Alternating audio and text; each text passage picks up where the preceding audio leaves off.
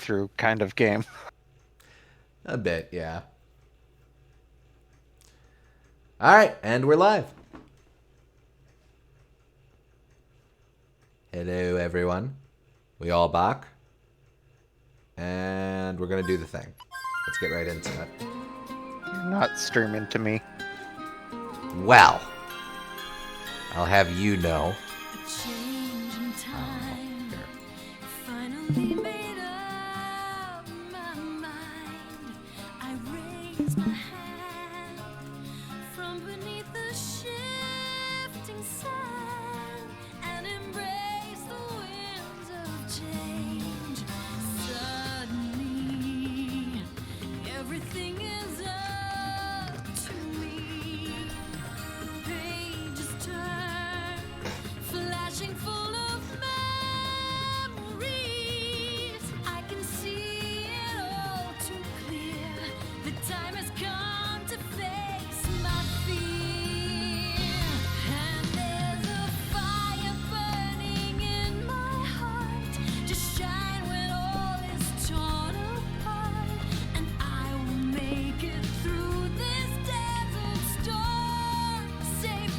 Okay, but we're almost at the end of chapter 3, so maybe we don't have to see those dweebuses after this. Well, in theory, one of them died, so. God, these little animation sequences are so camp. I love it. I mean, with the length of the game, it's become less of a novelty, but I'm always fond of the fact that there is an anime opening and closing to this game. Wild Arms 1 has my favorite one, though. Oh, cool. I've only played a little bit of one. Okay, so this isn't where we ended last time. I finally got around to take care of some odds and ends. Which means you renamed your spells? Yes, I did. We will see that in a bit. Alright. Also, I did clear that one Millennium puzzle, so our encounter gauge is now up to 11. What does that do for us? I see that. Not a whole lot. But it will make it easier to run from battles. You cranked it up to 11. Yeah! Also, let's see what she says about Halloween. Yes. I've been wondering about this. Okay, Halloween adjacent, at least. It's something. Today is October 31st, Pumpkin Festival Day. We get to make jack-o'-lanterns today, but it's hard to make a good one. Having such clever hands means I can use my nerves between my brain and hands efficiently. Based on this observation, I should be better. Well, yes? Why is it not working? Oh, wait, I have to parse She's putting those educated hands to good use. But she could be using them better.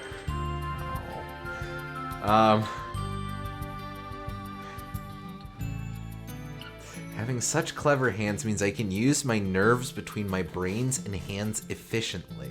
That is literally true, but... Such a weird sentence. Who is... Josh, you're familiar with Other Wild's arm. Does this character show up, or other versions of this character show up in other games? Is there just a weird girl who knows of holidays? Like how each game has a Tony show up early on. I know that's a usual thing. Not to my knowledge. Aw, fair.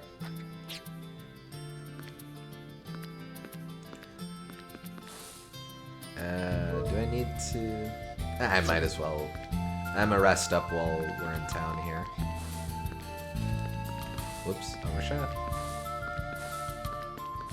Wouldn't be surprised if it was a new feature to take advantage of the internal clock. Remember when devs did fun things like that? Yeah. Sort of miss when you had so many new innovations that resulted in stuff like that. Yeah.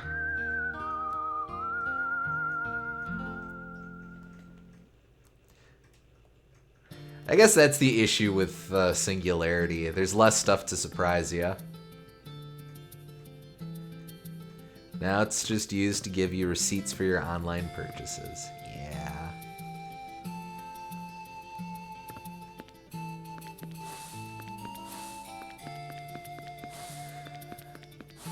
Okay.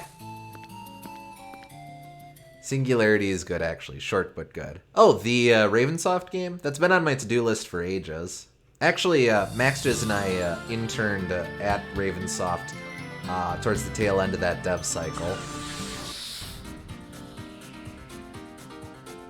I have not played the game, but I have a lot of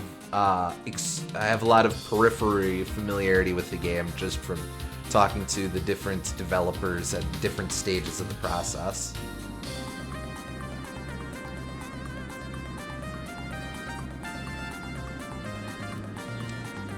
Dude, that game is like 2 streams. It's a coffee break game. Yeah. I do have it, so at some point I'll play through it. It's been on my to-do list for ages. By the way, now that we've had that boss fight at the end of last session, this can happen sometimes. So that explains why it wasn't happening before, I guess. Yeah. They just wanted to save the drama for that particular boss fight. So, I haven't actually done one of these besides what we did last time, so I'm refreshing my memory. Didn't we just... Yeah, we just saved up for the ultimate attack to waste this fool, so Yep. let's do the same.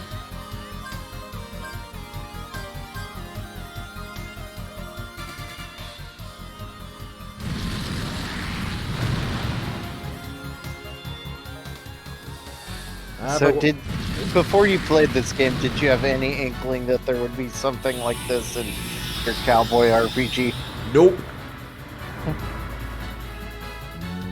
Not at all. I guess I knew that aliens and robots were things in the series, but I did not specifically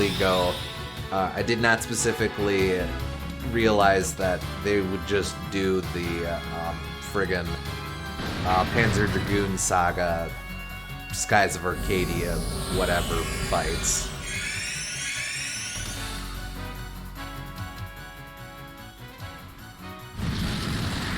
Does Panzer Dragoon Saga have fights like that? I know basically nothing about that game.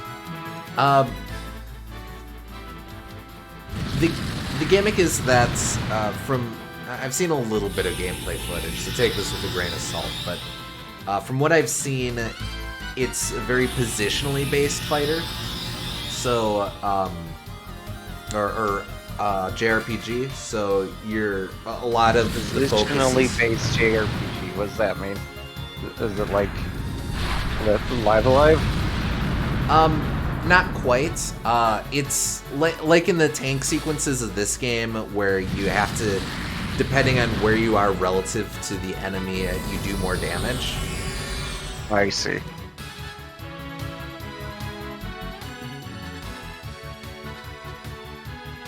This game made evil moon wizards before Destiny did. There you go. Okay. Now let's waste this fool.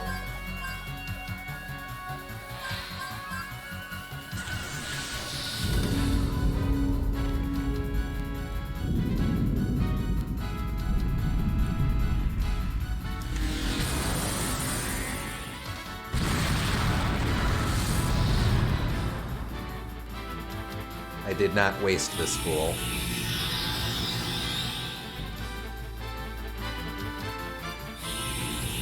Now that I think about it, JRPGs kind of have a thing with like big genre shifts. Like in the original Ultimas, they went from high fantasy to like space epic, and then the first Final Fantasy kind of played off of that too. With the Sky Castle, yeah. Yeah. Yeah, huh.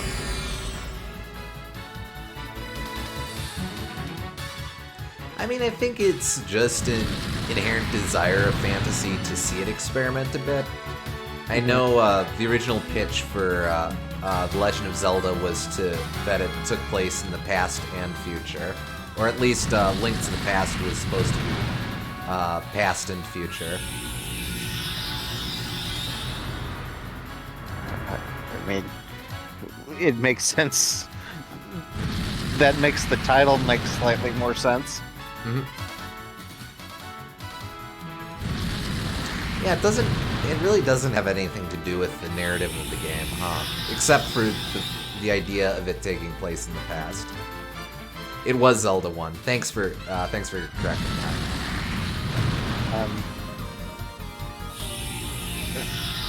I guess you could say the whole game is in the past, like medieval, if you want to stretch that, but that's kind of weak. You could say, like, the Golden Land used to be different in the past, so you're trying to link back to that. That's probably the best connection I can think of.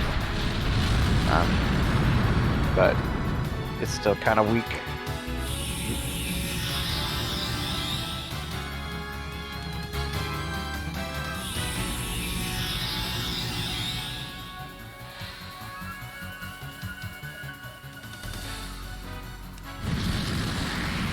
Zelda 1, the Isn't Triforce like is going to be microchips that Link collected to complete his supercomputer in the future. The world.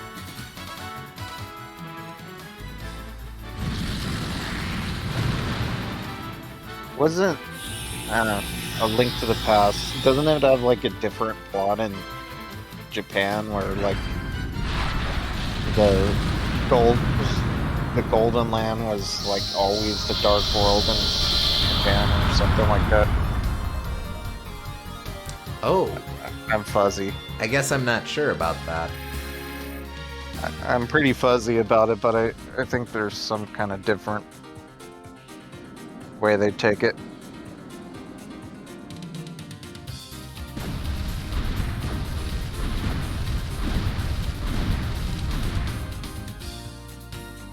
There we go. The wizardly stealth deployed around Deus Ex Machina is gone. You can now infiltrate their base. Oh, okay. I'm thinking of that BS Zelda drama series. I don't think so. I'm sure the Zelda drama series is doing its best.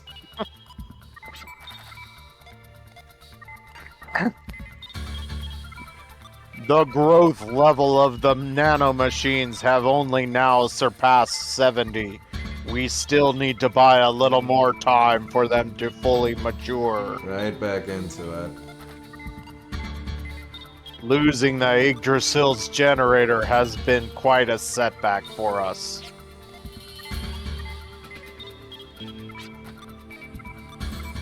The Yggdrasil system. Has the downloading procedure used to summon me ever been used before? Yeah, it was used to summon you.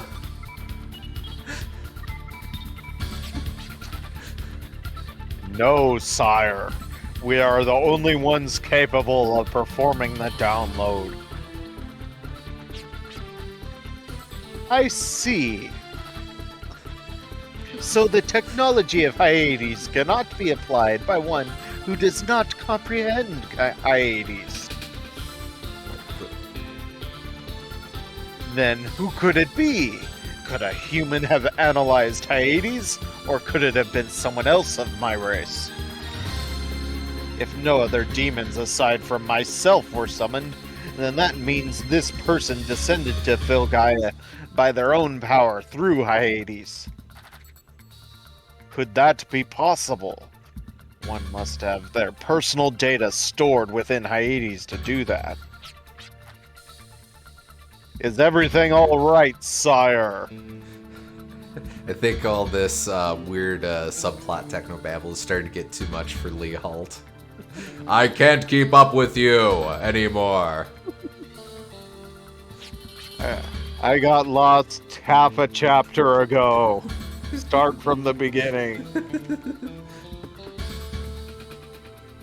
What would happen if someone of my ilk possessed the ability to exist within Hyades without supplying his personal data? So, my father has a theory that the answer to any what-if question is the question itself. So,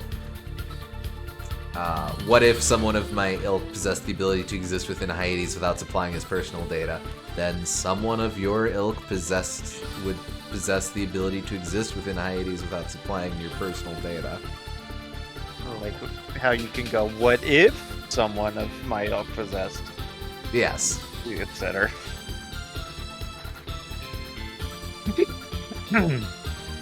Capable of concealing himself within Hyades by transmitting electrical signals through his own will?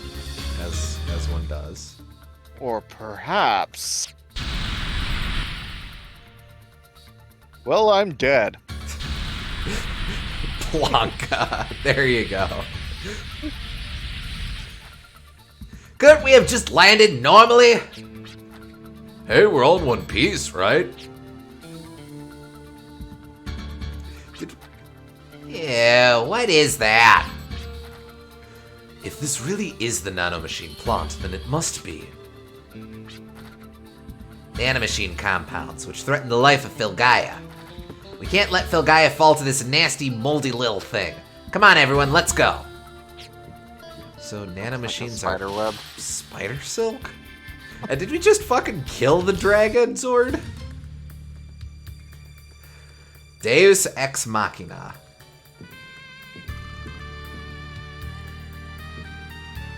And Home Slice is just mumbling plot in the back there, basically.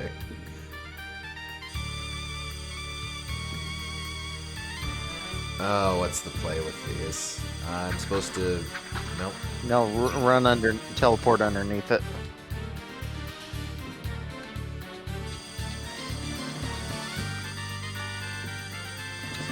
This one? Bonk. I thought for sure that would work. It's all good.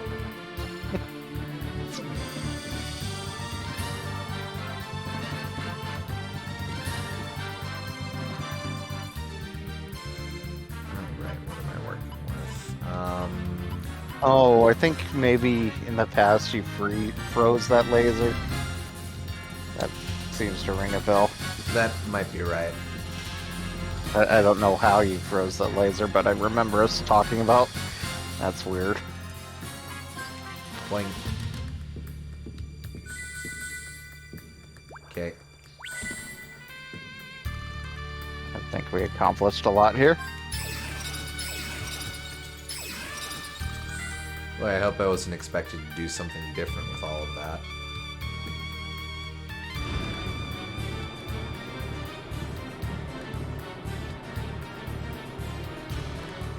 Womp's Fortress? Oh, this is gonna be a teleport. Nope. That probably is a teleport, but I just have to time it.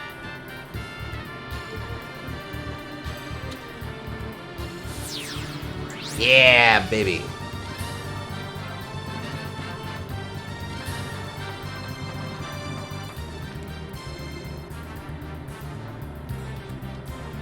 Go. I didn't feel like walking over there. And if they just expanded the tools that you use and had more puzzles, there's a really good puzzle game in there somewhere. Oh, absolutely. Like Zelda-like. If I bomb it. Yeah. That's kind of dumb, but okay. Alright, let's see who we got. Oh, Jabberwockies and Bandersnatches. Cute. Not sure why it's Alice in Wonderland, but I'll take it.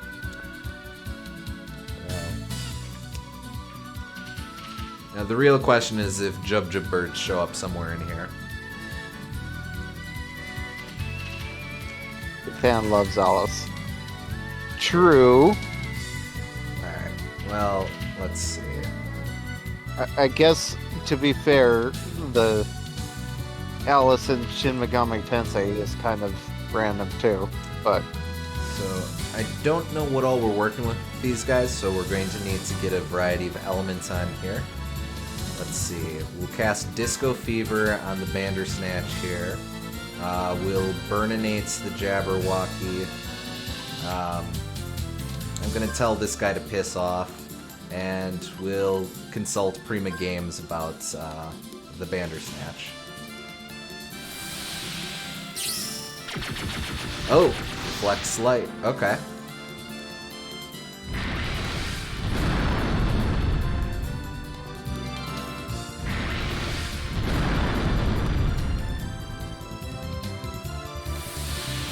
Alright, come on, piss off. Ah, man. Suppressed Curse?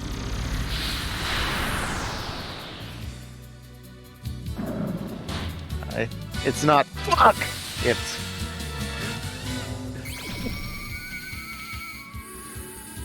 Okay, so it is weak. Bandersnatch is weak to all elements, but by default it reflects elements.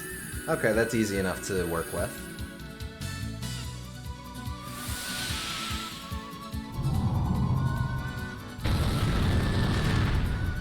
No cells. Okay. Alright. Let's see. Which one was my... No, she... No, that would... Cast Reflect. No You is the opposite of what we're looking for here.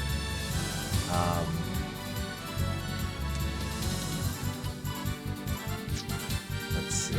appreciate Gust of Wind. Always. Yeah. So, just running through these. Disco Fever is our light attack. Right as Rain, Cure Status. No You is Reflect. Aura is Cornered Fox. I was honestly tempted to leave that as Cornered Fox just because I accidentally stumbled into a really descriptive name there, but yeah, that's going to be the one that we cast on Jet. In fact, I'll do that now. Well, Gust of Wind, of course, Wind. Gigavolt, of course, Electricity. Dodgy, Evasion. McQueen boosts Speed. I have speed.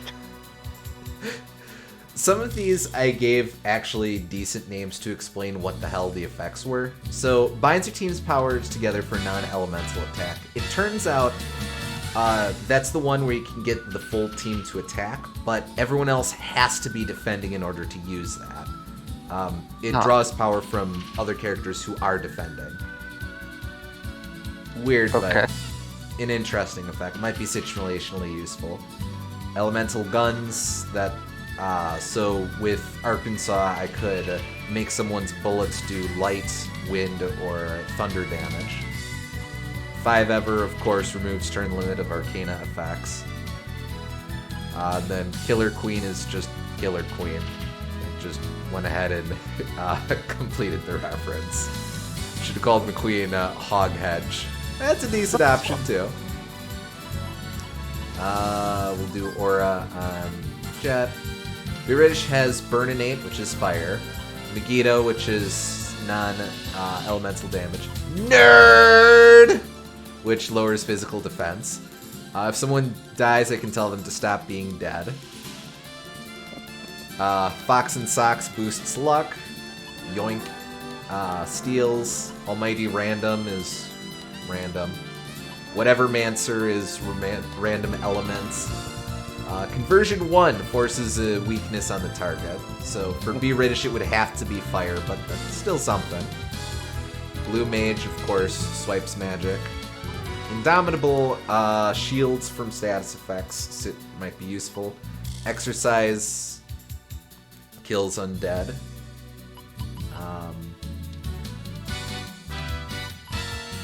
I'm actually just gonna shoot.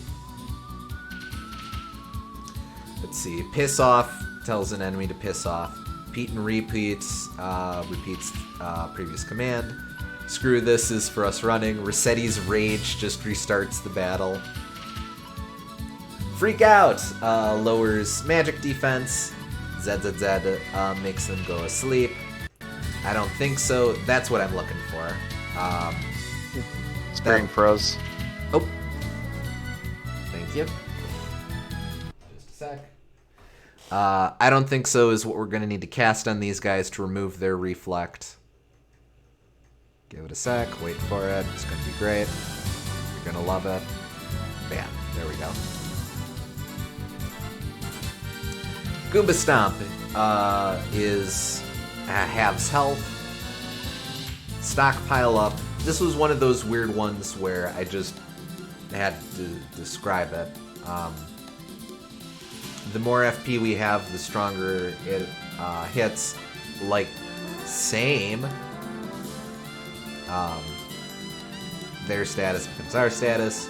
Windshield absorbs a certain amount of damage. Big fees is pretty straightforward. Joshua's asking if it's a Red Dragon Inn reference. That it is. And then let's see. The lottery inflicts earth damage on the enemy. Tough Up boosts Fizz. Psych Up boosts magic. Gold Brick makes them slow and useless. Get Dunked On is water. Dude Chill is ice. Salve is heal. We, of course, consult the strategy guide put together by Prima Games for info on the enemy. Zero uses Dark Matter to do a dark attack. Vampirisma is pretty straightforward. Cheater Bane. Okay, so I figured out what the stupid Dark Lucid attack does. It turns out that when an enemy... that this does damage an enemy based on how many resistances they have. The more resistances and immunity they have, the stronger it hits. The problem was we just kept targeting enemies that had no immunities or resistances. So this would be really good here, right? Oh, well, no, he's weak to it. He just reflects it. Right. He has a particular status condition, which I don't think see. applies to this. But if we fought, right. like, in SMT terms, someone that had null certain elements, this would hit them hard. Yeah. And then Damn inflicts a curse. I couldn't force myself to say fuck. I'm sorry. I failed you guys.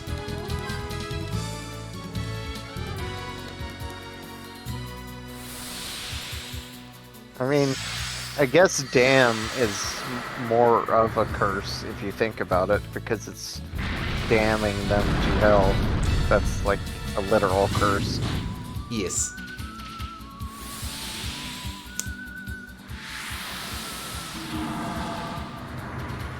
Okay, cool. That guy we can screw over.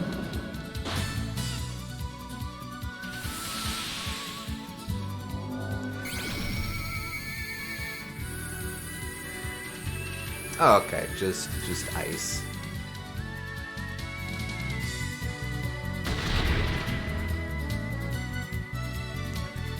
I'll just cast Dude Chill on the Jabberwocks.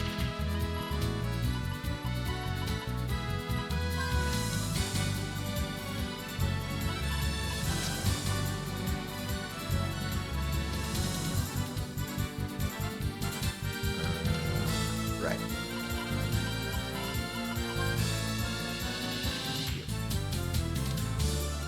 And then extension, Dude Chill. There we go.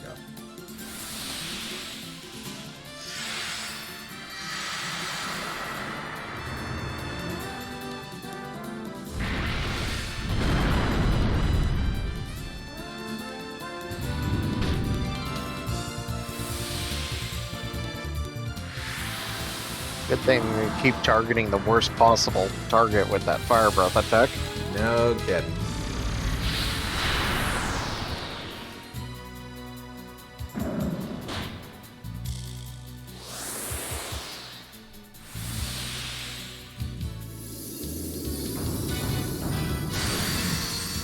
Oh, well, okay, bye.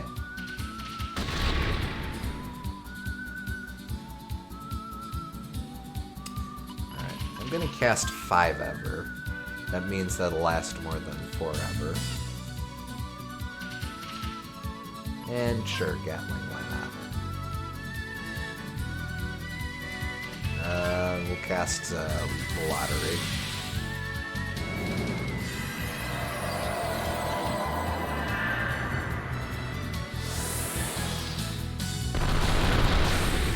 Bye.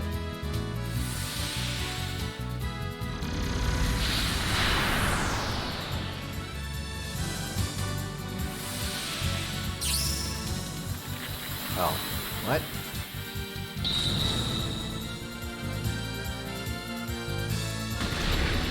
Got hit with the glowy, sparkly attack. I thought I removed the reflect. Man, whatever. It's fine. I'll just shoot you.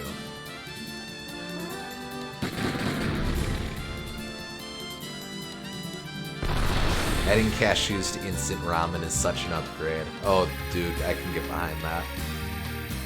I have not tried that, but that sounds awesome. That makes a lot of sense. Haven't had a lot of great luck boosting up instant ramen, but that sounds like a smart idea. Seems like the flavor is really fragile. If you try adding vegetables or something to it, it just tastes like vegetables. Yeah. Such a being exists. We called them dream demons.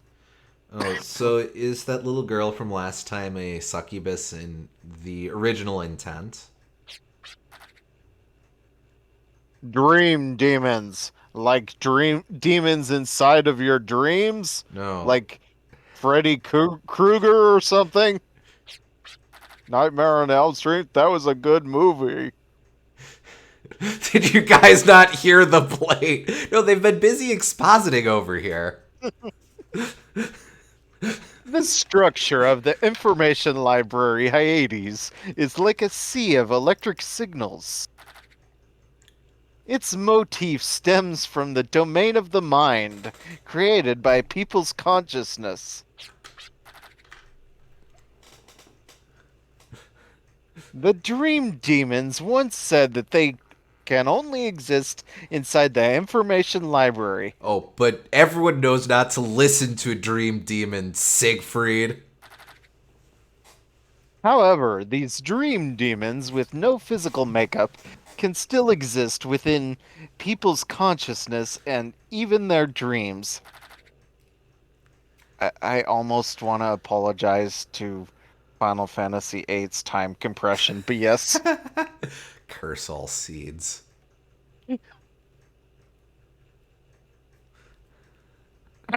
They are capable of making every possible sea of electric signals their own world where they exist.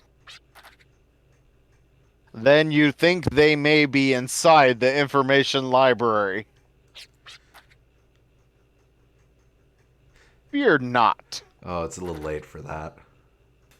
They only exist within the seas of electric signals, whereas I am here. They are not a threat to me. So, okay, so hold on. So was Lee, in the context of all this, was Leohold afraid that fucking Clippy was coming after Siegfried? Is that the conversation we're having? He just sounds like he just took a really, really strong bong hit.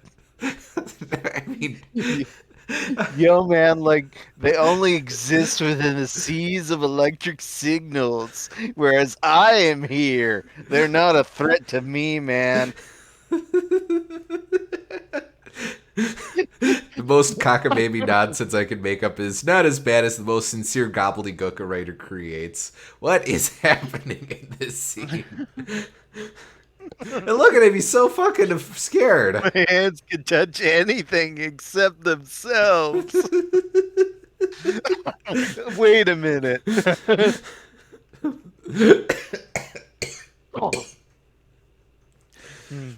Very well, sire.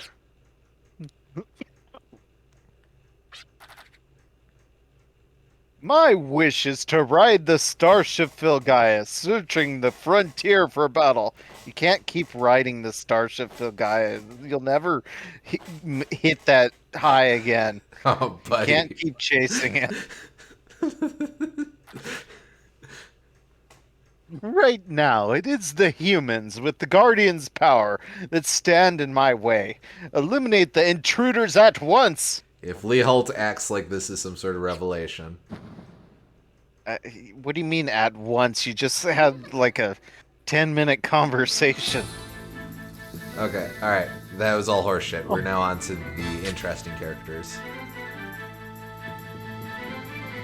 But we like them. Pass the blunt back in. I'm gonna loop in a loop in about a minute here.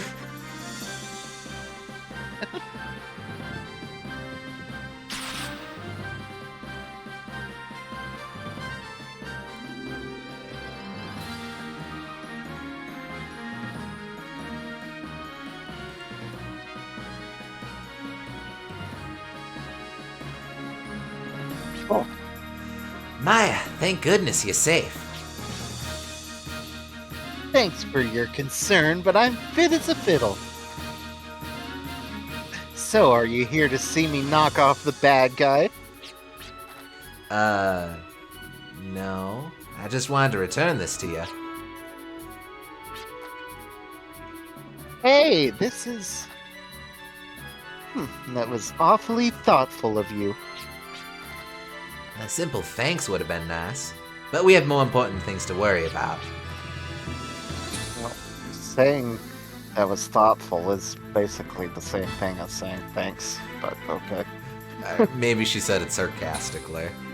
I guess.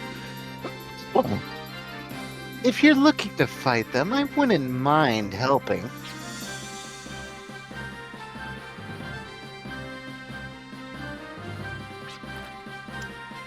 Why not? We could use your help, Maya.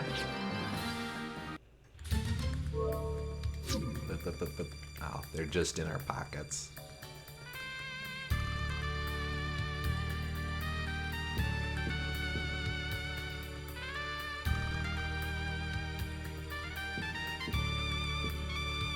Okay, can I use the computers?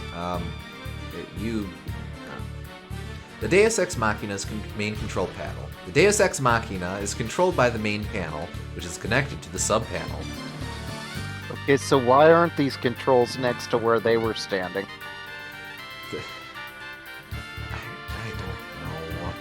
I don't know. They're in the attic using the penthouse computer. Like, no guards, nothing. Here's the main controls, right here.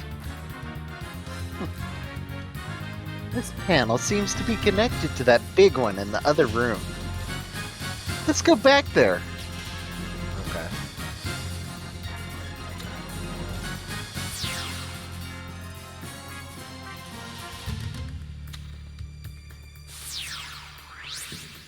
Okay. Alright, so I have to find the... So this is... Alright, so... Wait, what? But fine. We'll operate the main panel. You had to trigger the flag of looking at that door, obviously. I guess. You guys play around with the sub-panel. Hurry along. But then... Don't get me wrong, I haven't the slightest intention of making you guys into heroes. Or are you saying you want me to walk around this dingy, moldy, stinking place? Fine. Watch our backs, but you guys be careful too.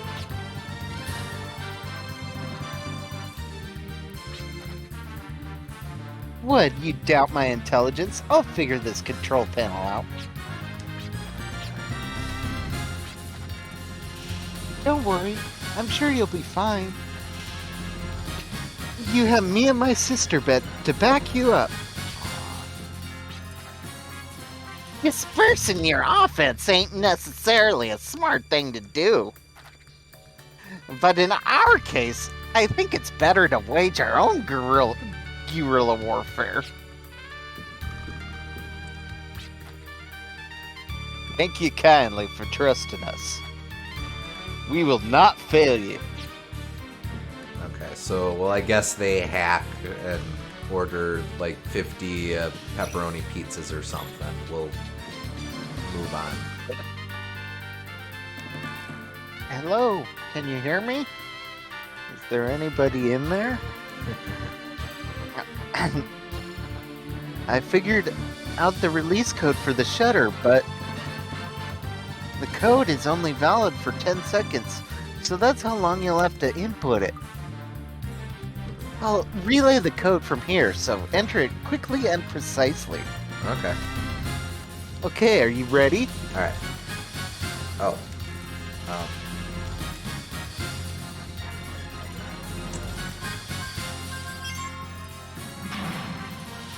Oh, that's cute. I hope there's more of those.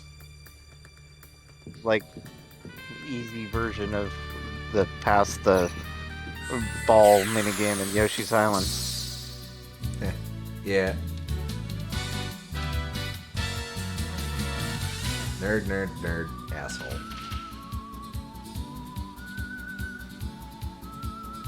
Okay, I'm just gonna shoot this joke. Yeah.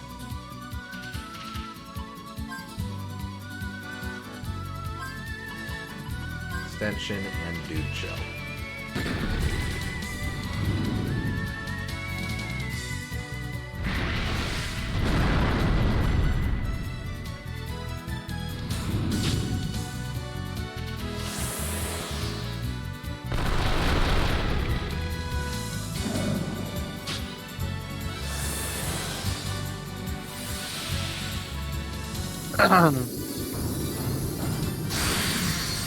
Okay.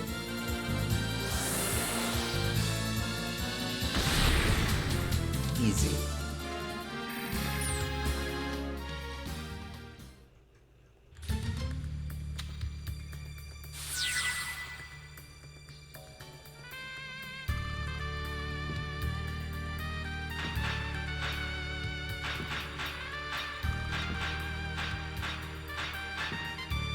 No? Okay. They're Interesting. You have to push those blocks onto them. Oh, do I need to have the mighty glove? Hua! Hua! Hua! More. I guess. It's a jigsaw puzzle, kind of. I see how this is gonna go. Here, let's reset the room. I have to pay attention to this. Alright, so the play of it here is that I have to... Oh, this No, is... you were right. Yeah. You're right. You just have to use that little block in that one spot. Okay. Or your own weight. That could work too.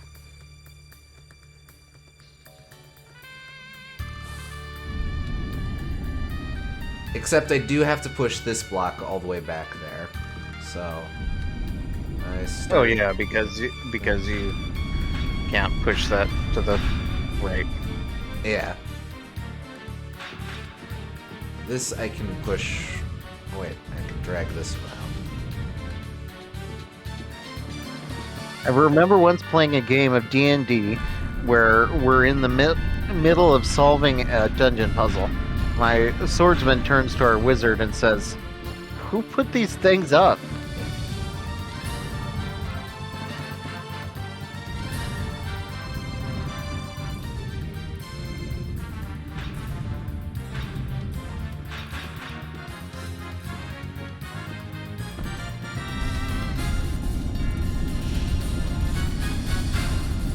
There we go.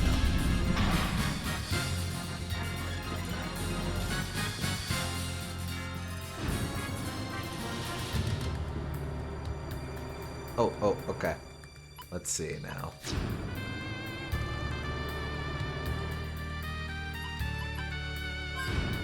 Is she strong enough?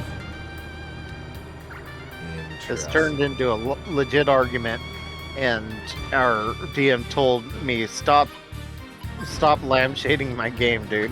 Aww.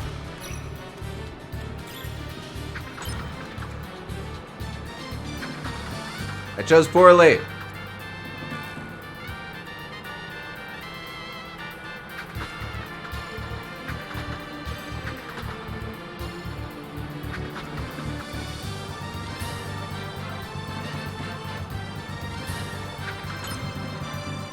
keep doing that.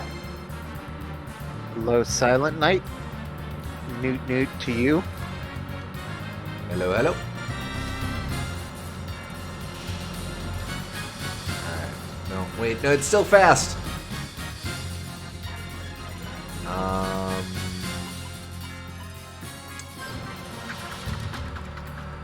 Oh, wow. Wow, I really chose the wrong one to start with. Can't you turn it off? Can I reset the room? Yes, I can. Okay, cool. No.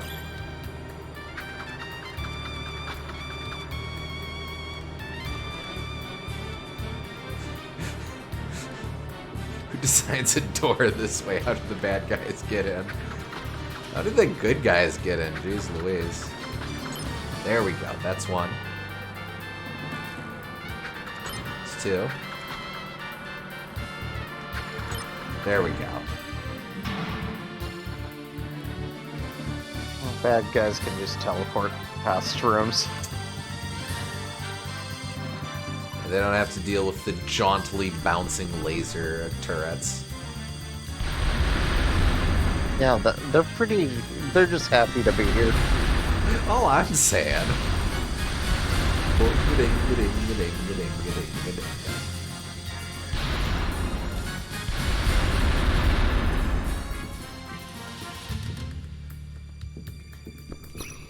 No. Oh. Sudden mid-boss. Fafnir. I think that's Fafnir. Just faffing about. Pretty much. Okay, we'll cast Aura on Jet. We'll make him a nerd. We'll cast Big Fees. And we'll consult the Prima Games guide.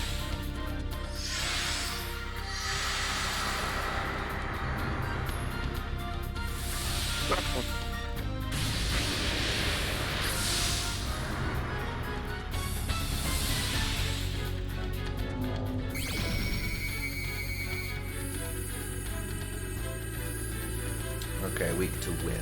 Good to know. See, this is how it happened. I said, who puts these things up? Wizard said, bad guys put it up to keep us out, obviously. But if they put it up to keep us out, why even make the doors open? Why not just have no way in?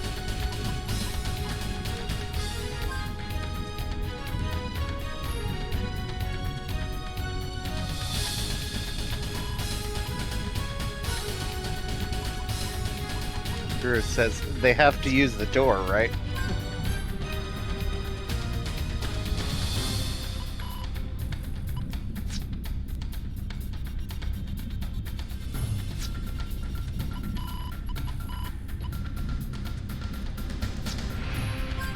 Go ahead and do that.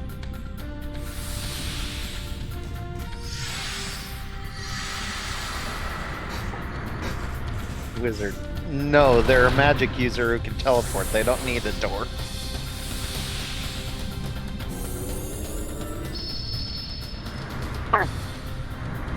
So why is there a door then? I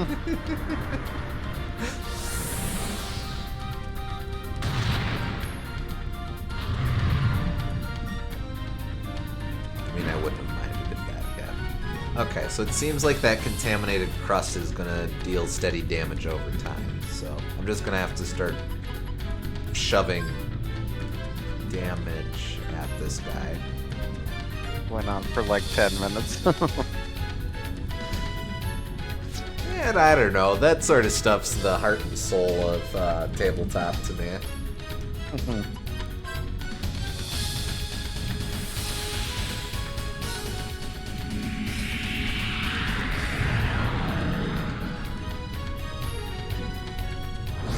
Fafnir Horn!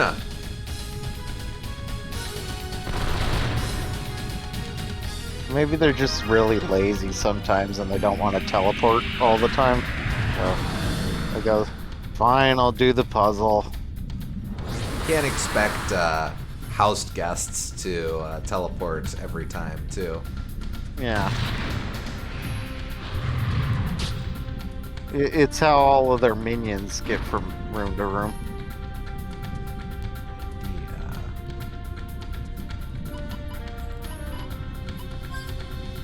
Let's assign wind elements to Jet's attacks.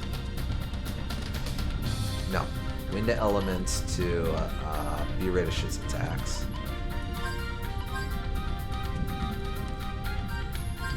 Lock on. Continue shooting. U extension and salve. Yeah, mentioned that.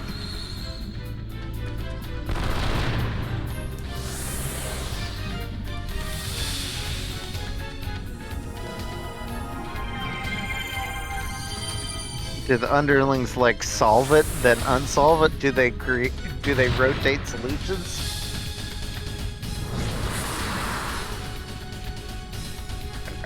I think it's meant to be like a dissuasion from having them leave their post because they don't want to deal with solving the puzzle.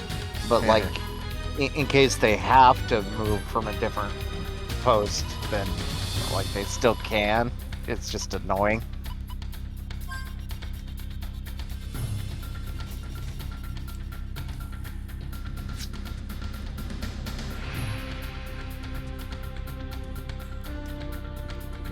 This turn, it will be...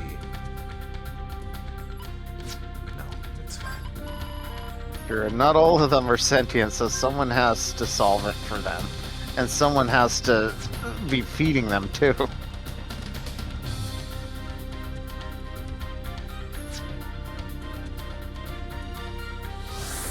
And maybe the monsters feed off of the confusion of adventurers. DM, alright, the door is open to stop it. Aww.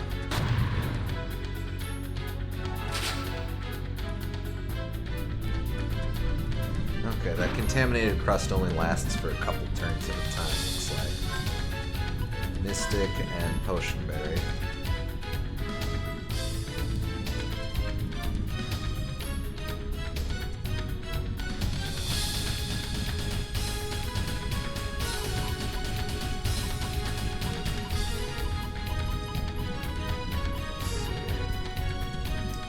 I mean, I don't mind health siphoning.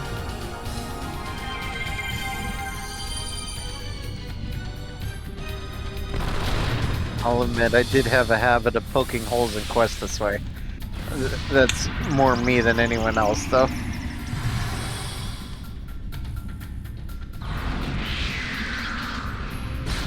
Hey, you can't use that. Only I can use that. Oh, wow. Okay.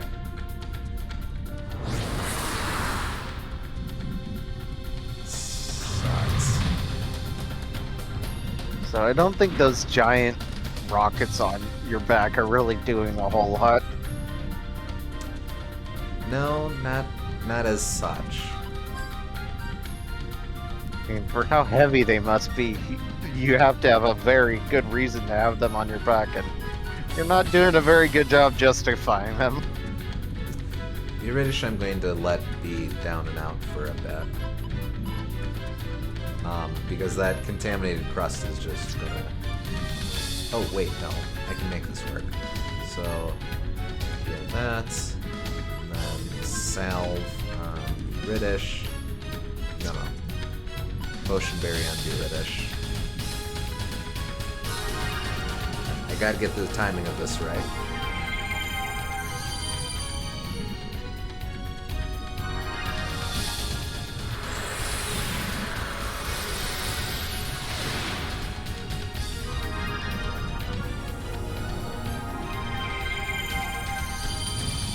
Okay.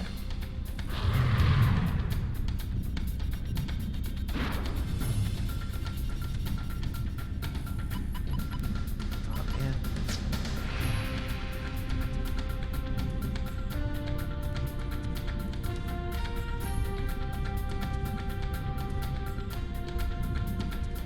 have to build up FP again.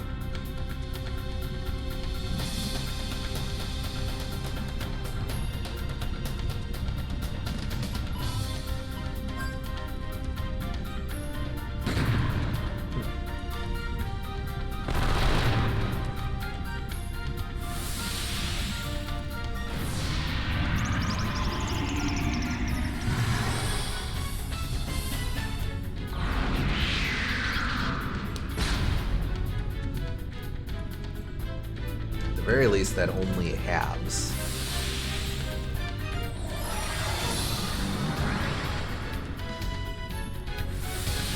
Oh, he just wait, what?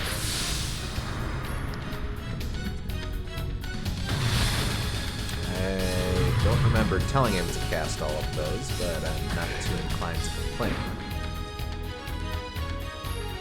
Okay.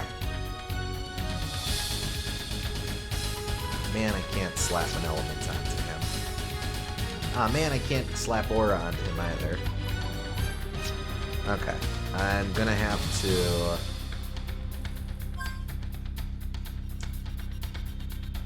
do that. He's gonna have to heal himself. Well... I mean, just... how best to do this?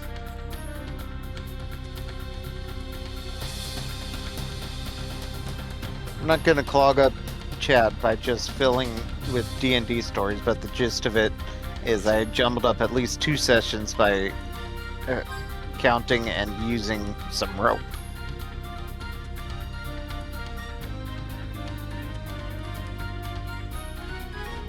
You got Valiant Magic? I'm trying to remember the original names of it. That's this spell, right?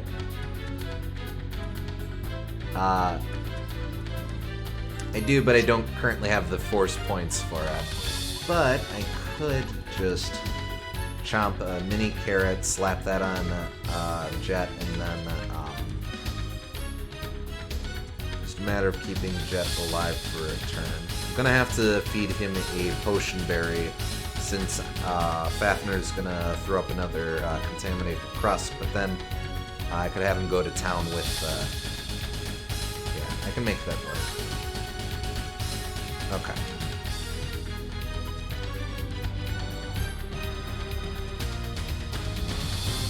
Let me think.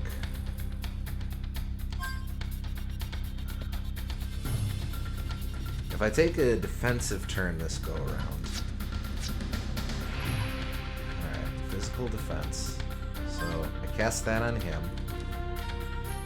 I'm gonna have to shield with him. Extension and salve will heal everyone. He's going to cast Contaminated Crust.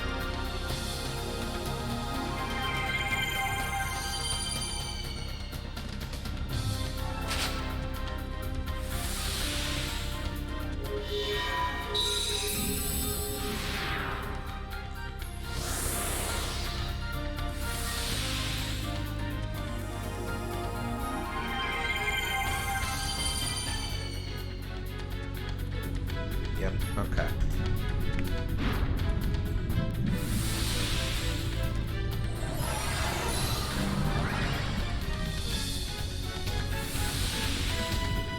Boy, he does just go straight to...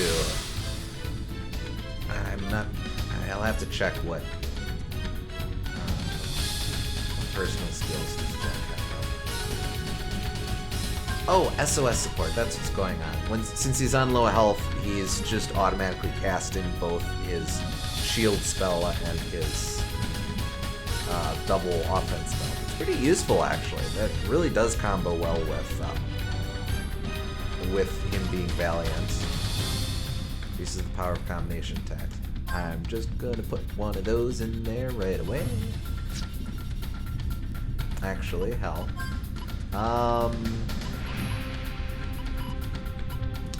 We're not worried about paralysis for the moment. Wait, no, hold on. And... poison.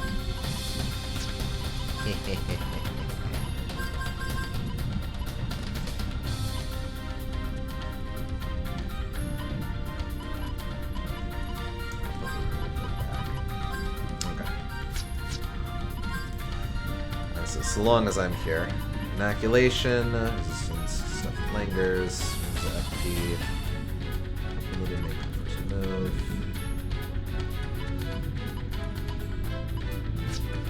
Might as well.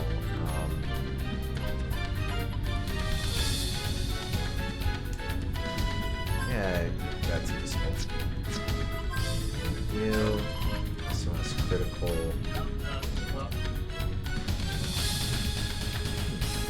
Actually, that always seems pretty huge, maybe. Anything guillotine would have weakness. That's always useful. Okay, let's see now. Just a sec. I'll be right back. Oh, okay. So...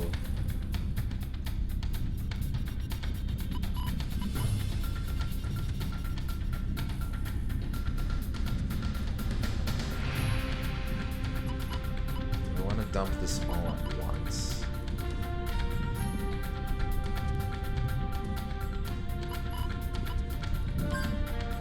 Yes, Valiance on him. Just shoot.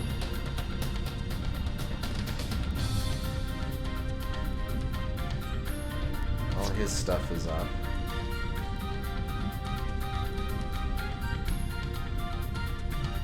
Give it one turn before I go ham on that. Oh, and I have to build FP for him.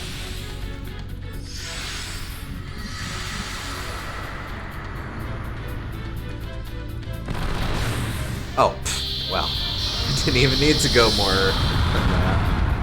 Ah, man, I was really hoping to just Gatlin on him. Oh well.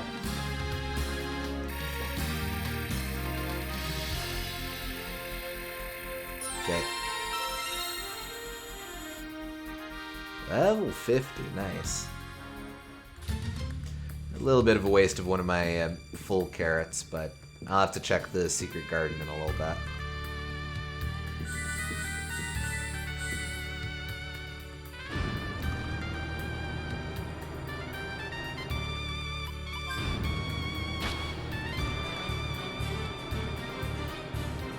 Alright, let's see.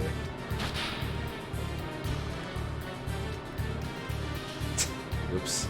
I missed by accidentally lunging forward. No.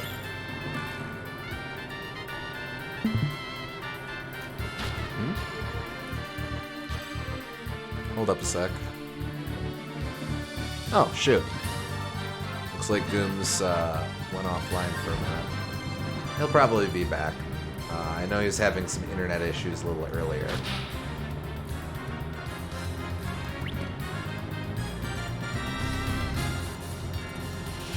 I'll keep playing ahead a little bit while we wait for him.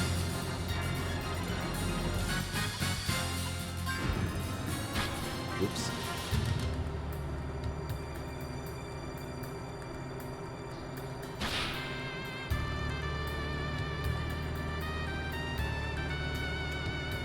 What?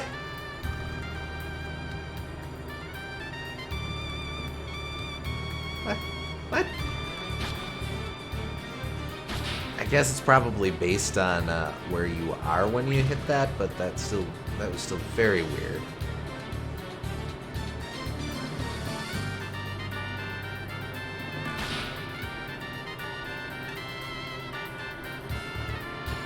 Oh boy. Oh, maybe I can rotate while I'm grappled. Yeah, I can. I'll just have to... Oh. Yo, Gooms, you back? Yeah, I'm back.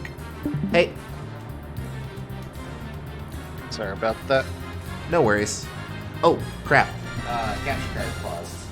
Well, that worked out okay. I did a little bit,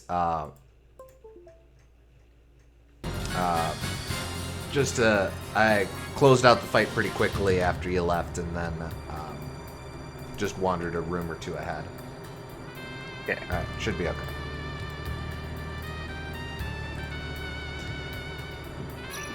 Nope.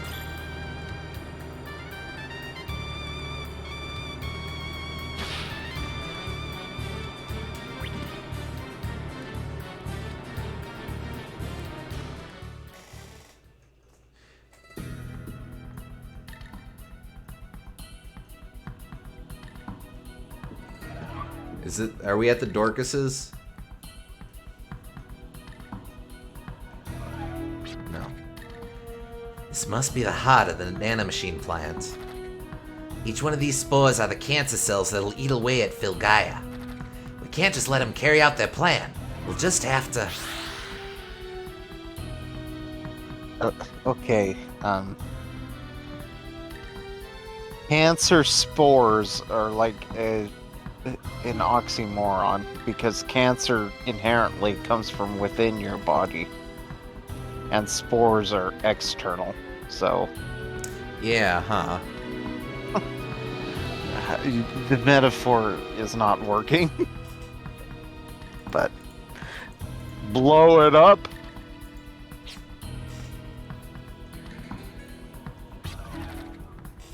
If you blow up the plant, the nanomachines, although still premature, will scatter all over Filgaia. The growth rate of the nanomachines is currently at 74%, which equals the likelihood of them activating. Maybe I shouldn't ask. It's just gonna be more bullshit. Morbidly curious. Oh, okay. No! Watch how I get screwed out of the good ending because I didn't know the specific details of likelihoods. Thanks for the advice, but we'll decide what to do after we defeat ya.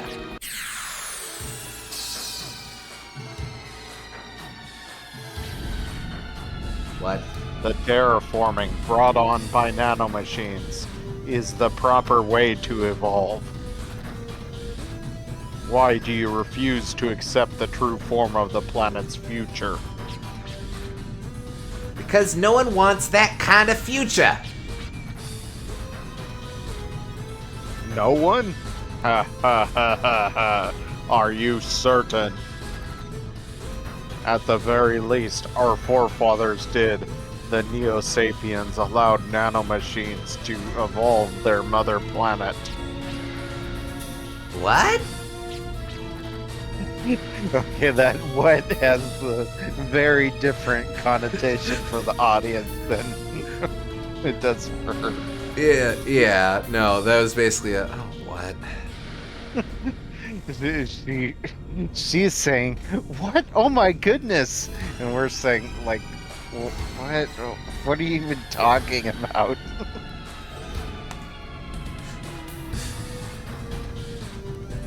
Candy distribution has concluded. Hey, Boomgartner. Welcome.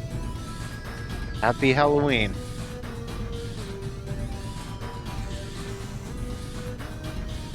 I mean, Homo novus. I don't know. A long time ago, far, far away in a galaxy,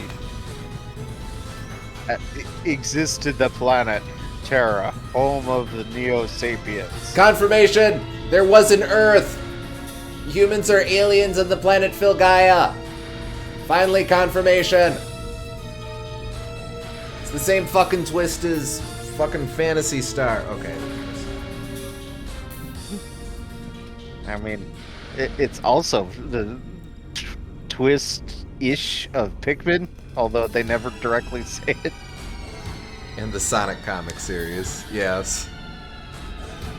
Technology flourished by leaps and bounds, evolving the planet. The people of Terra were no exceptions to this evolution. Their desire for limitless power and everlasting life caused them to outstep the boundaries of living organisms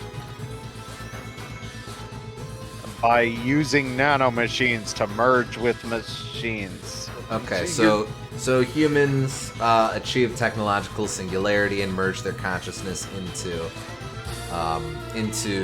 machines via nanomachines, son. This is also a very the floor is made out of floor statement. Because nanomachines are machines. It has machines in the name right there. Look, they used USB drives, okay? They took a thumb drive, stuck it into their noggin, and then cram-a-lamped that into their into their PC after turning it 2 or 3 times in order to get it to line up right. Half organic, half machine? Wait, so okay, so nanomachines are organic, not machines. No. The organic is the... Well... Wait. No, isn't the people part the organic part? Well, they said that they were merging the nanomachines with the machines. No, they use the nanomachines to merge with the machines. Okay, so they're like the catalyst. Yeah, like I said, they're the thumb drives. Oh, okay. I think I'm following. Indeed, our forefathers rode the immigrant ship to reach Gaia. So people on Earth upload their consciousness into computers, stuck the computers onto spaceships, yeeted them out into the universe, and eventually they reached Gaia here. Listen, Leo just blazed his entire stash. He's making this up as he goes. Well, yes. I like that interpretation.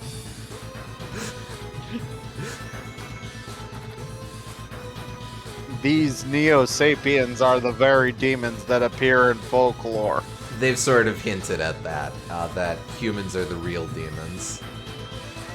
So, okay, so, the culture of fucking elves or whatever that lived here, beforehand, they saw the rise of demons, and therefore, but really what they saw were the arrival of humans from the planet Earth coming here. Also, the whole thing with dragon fossils being or powering machines, or machines really being demons. That's because the machines we use are literally former dudes. I think. All right, let's look at the next text box and see how that shatters everything. No, I don't believe a word you say. It's just too Mostly because stupid. I don't understand it. Anyway, what the fuck are these assholes doing here? Oh, they're clones. Okay, so they are dead. We just can't be rid of them because the game doesn't know when to let it go. Okay, what do you think's the over-under this being the exact same fucking boss fight as always? Inherently, I can't believe something I don't understand. Understanding something is a prerequisite for belief.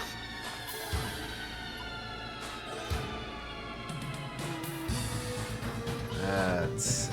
Oh, fucking nerd, I guess.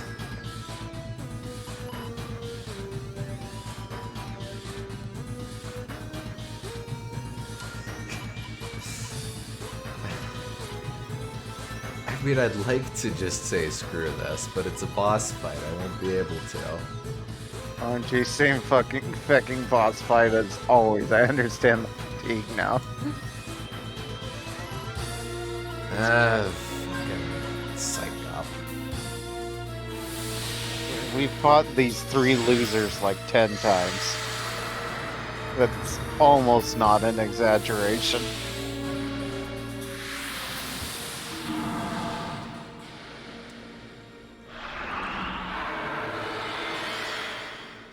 Oh, right. I'm gonna have to... Right. Up, ailments, immunities. Like, you can count it as 10 boss fights, probably, depending on how you count it. Because there's some boss fights that are only Melody or only Lee Halt or whatever. Yeah, But they do it's the like 10 boss fights. They do the responsible thing of introducing a mechanic and then iterating upon it, but like they do it in a poopy, dumb, smelly way.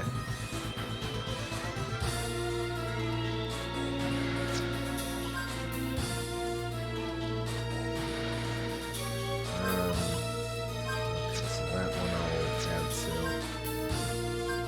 And the thing is, they have so many random mini bosses. It's not like they can't have more interesting boss fights. It's just like they tie the plot always to these losers instead of anything more interesting. And they just have all of the semi-interesting enemies be random mini bosses.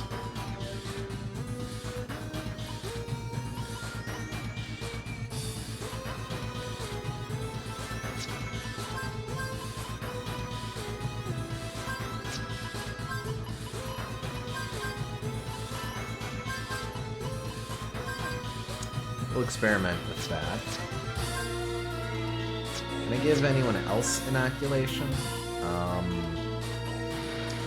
Jet, for example. I have something that grants inoculation. I do not.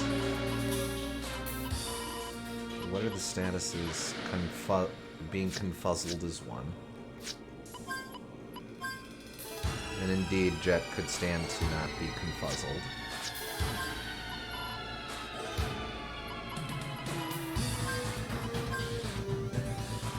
Why on earth did I give him the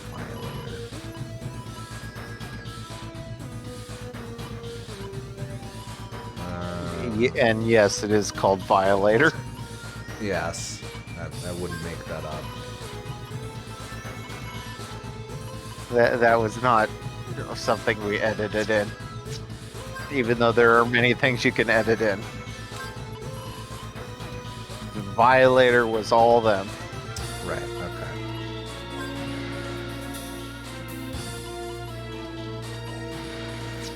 Okay, don't need you, don't need you.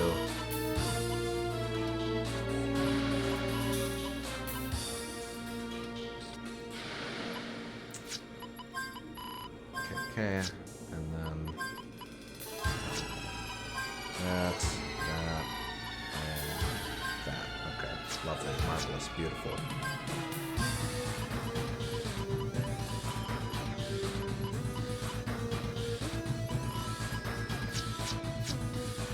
Oh,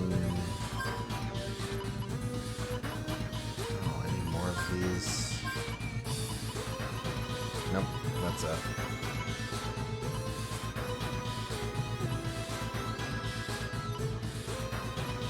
Okay, whatever. Who cares?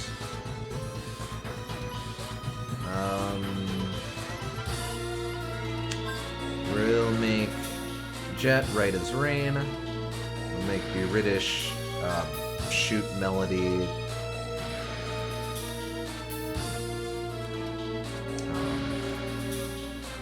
He's too depressed to do anything, so I'll just shoot Melody. And then...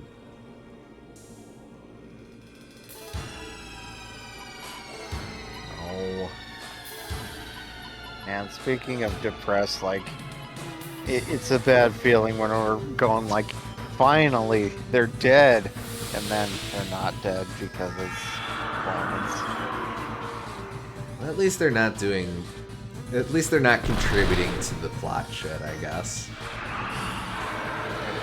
Don't say that. You never know when one of these guys is going to regain consciousness and go, actually, I'm decided to be the bad guy, the major bad guy all along now. The world will cave to Melody Clone. Yes, the final boss is Melody Clone. Yes. What do you think's the over-under that they actually explained the clones in the part of the chatter that I refused to listen to? No.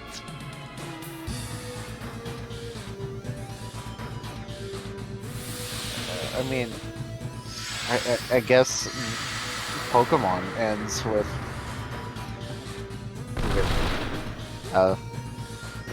ME clone also. So put that in your pipe and smoke it.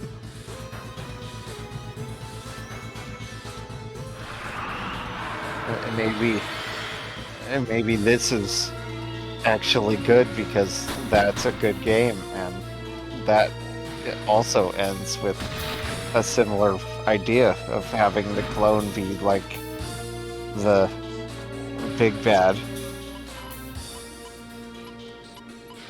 In that one, you don't even get to fight the Mu-1 unless Well, you have a Game Shark. or know the trick, but yeah. Clearly. Million miles better or whatever. Or you push the trick out of the way, of course.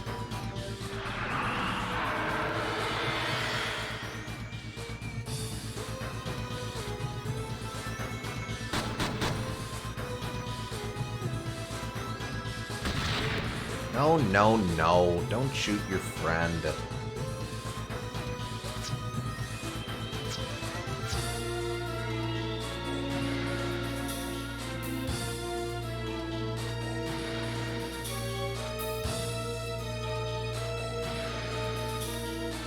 It's just good life advice. Good life advice.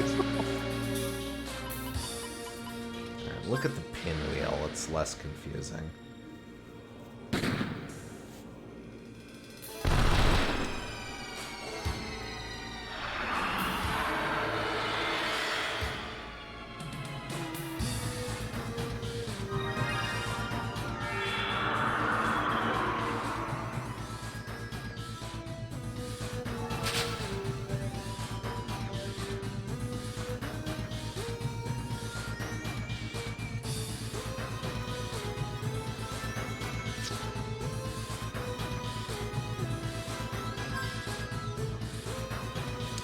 I'm just gonna unload Gatling into this guy, because I won't be able to on Lee Halt.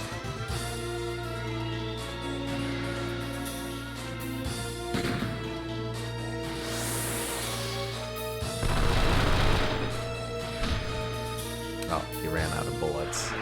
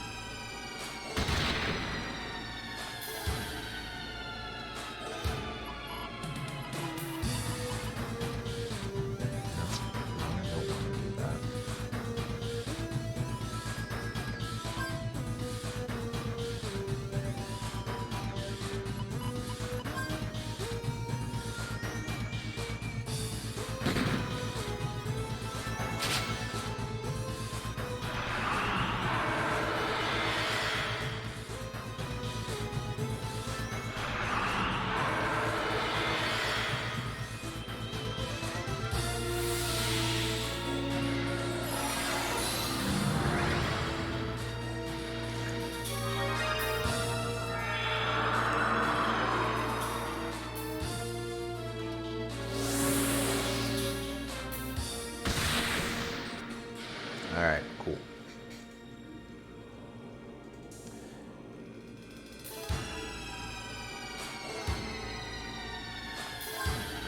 Alright, that.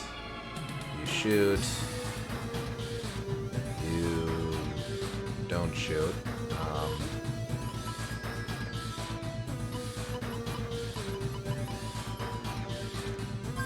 And just in case. Extend and sell.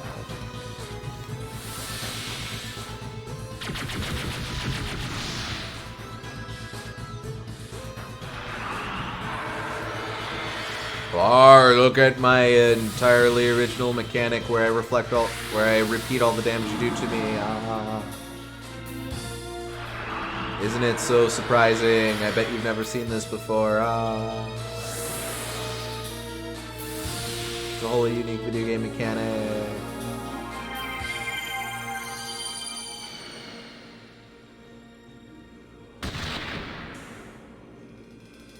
Oh my god, I'm gonna rule of vengeance your ass. Giant tent man used counter. If only it were the boogie tent. If only. Would that we could be so lucky.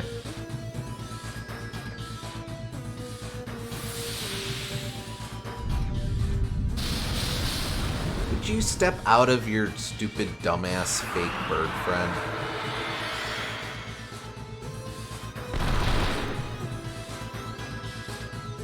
Oh my god, I'm casting a little vengeance on you. What the hell?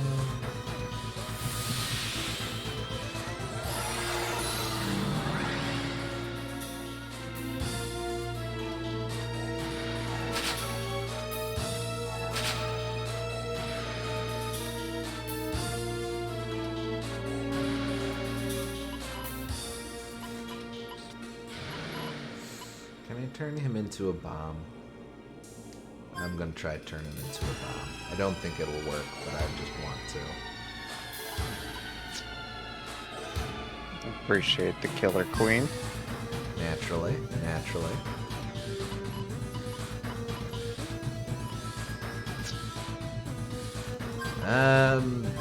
Sure, why not?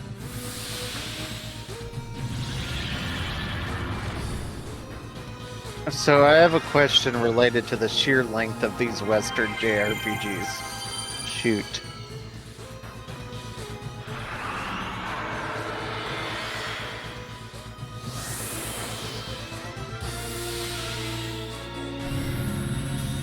And JRPGs in general.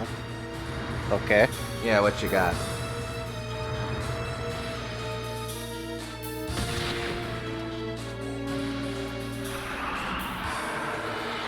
Y'all barely have the patience to play through them. Who the hell has the patience to develop them? Now, don't get me wrong. I don't have an objection to the length of a given JRPG. This one is not doing compelling things with its length, I think, is the issue. Yeah. I think a better... There's countless examples of better JRPGs which constantly diversify themselves, so that makes more sense to me. But also, JRPGs are one of the few genres where at a certain point it becomes easier to develop for than to actually play through. Like, comparatively.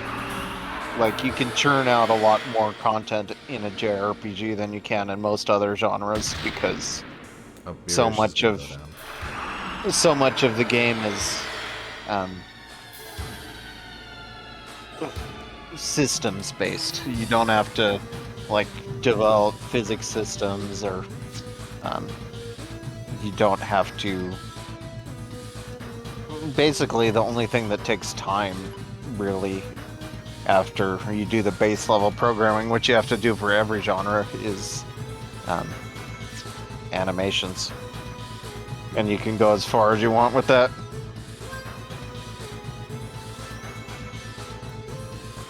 Especially if you're doing something in an existing engine, which admittedly this would have been a new engine for the first PS2 outing.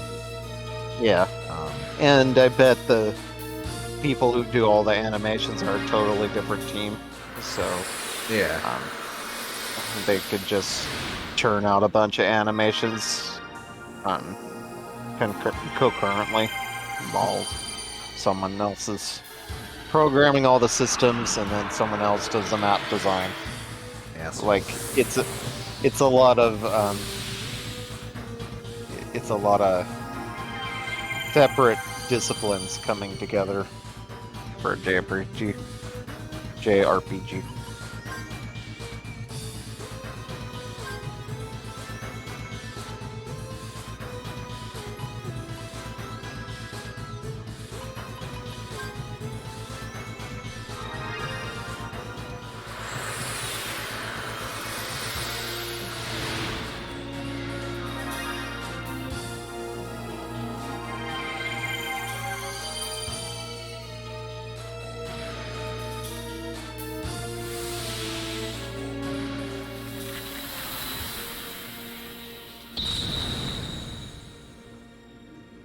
And like, I think with this game in particular, like, there was such a um,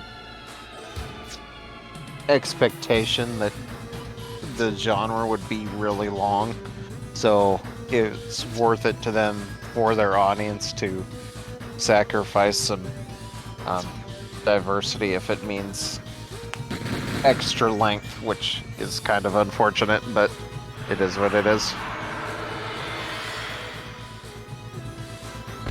I would never go that route myself, which is why I love Live Alive so much, because even though it's a pretty short JRPG, it's incredibly diverse. So I wish more would go that route, but it's not very common. Oh, okay. Good. Here we go.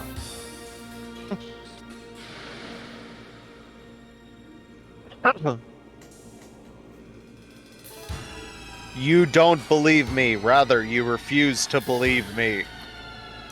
But think about it. He's even saying Won't it. you?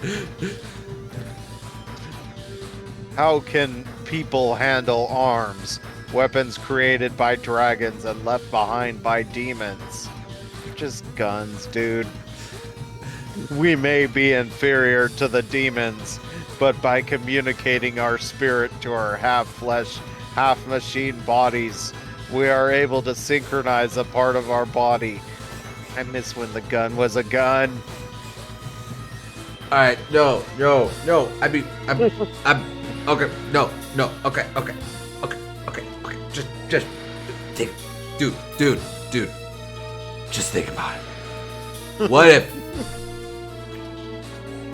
if a gun is like a demon, but it's also are you a dragon? controlling the gun, or is the gun controlling you? No. Like a demon, man. No, dude. You're blowing my mind. You're blowing my mind, man. Having relatively limited exposure to the genre, it's interesting to see what this one does with its length and what it ends up being regarding pacing and how tiresome it ends up being. Mind you, the Tales of series is my main frame of reference, and Live Alive. Live Alive is the exception, not the rule. Yeah, to an extent, I do think there is value in, like, seeing lesser examples, because this game does kind of, outside of a few things, it does fall into a lot of the trappings of the genre. But in the best of cases, they keep things varied the whole way through.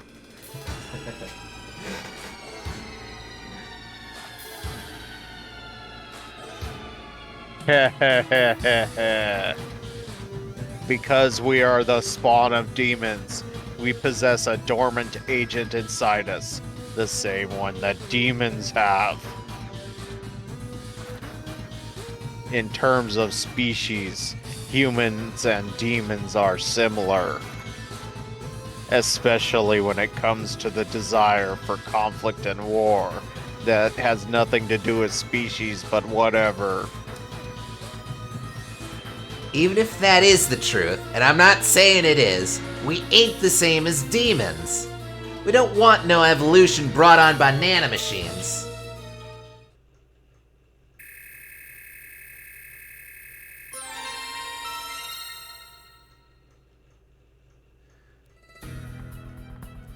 Can he die? Please. See, I wish her dialogue was actually that deep, Sal. Limitless power, everlasting life. By accepting these, you become immune to not only to your own pain, but to others as well. If you can't feel pain for others, you can't have love for others. Love. That is something Ekaterina would have said as well. Her mother, I believe. I do declare. But in a world without Ekaterina, such a world is unnecessary. You'll remember he's simped for, oh wait, I can't say that. He, lusted after, her mother. There, that's a better Yeah. word to use. Very Count Bleck of him. Anyway, he's fucking dead. Quick. Cut off the head, stomp the skull. Let's press on. Kill him. Oh, no, he's still fucking alive! Shit! You may have gotten past me, but not the originators of humans, the demons.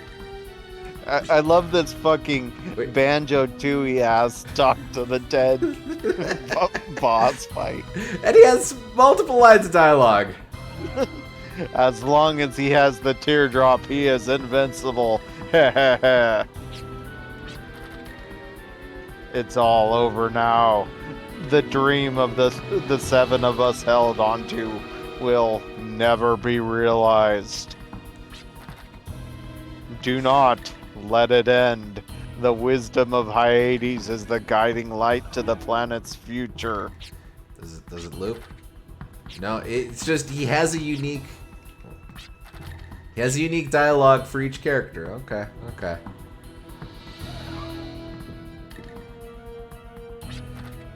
Maya, it's me. Can you hear me? We found the nanomachine plant, but we don't know how to shut it off. Any ideas? I'll have to look into it. No idea. Forget about shutting it off. Why don't you just blow it up? Am I continuing to be the best? Now we can't do that. All the spores will scatter over Filgaia. So we're gonna do something with the actual nanomachine program, huh? So we've gotta do something. Then. Her old man said something about me being the only one who can do this, but still. Brought to you by Michael Bay. Oh, I'm magic. Jet the Hawk, what was that? How the hell should I know? It's like this at Yggdrasil too. When I faced the system and communicated my spirit to handle the arm or whatever, this happened. Yeah, so why does Jet know what the hell's happening? Because he's secretly a cyborg. They've been dancing about it around this the whole time, but it's fucking obvious that he's some sort of artificial being. Well, yeah, but like, what? Why, with his personality, does he comprehend anything that's going on, or give a shit about what's going on? I don't know, because he's an amnesiac who's like, I don't fucking know. I become a magical boy sometimes. That's weird.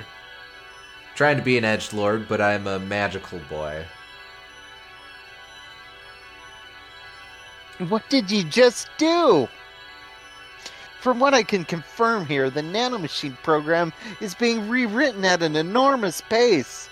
That's how programming works, right? You know what this is, Gims? You know what this is? You know what? What? It's a Deus Ex Machina. Heyo. We found it. We figured it out. Just die! You should have stomped on his head like we said. Ah, now I understand. You're that Filgaia sample. The ones they give out at Costco. Delicious. The model of the world created by Elliot and Duro. The android, Adam Cadmon. It all makes perfect sense now. Of course. Now you'll understand everything. Quack.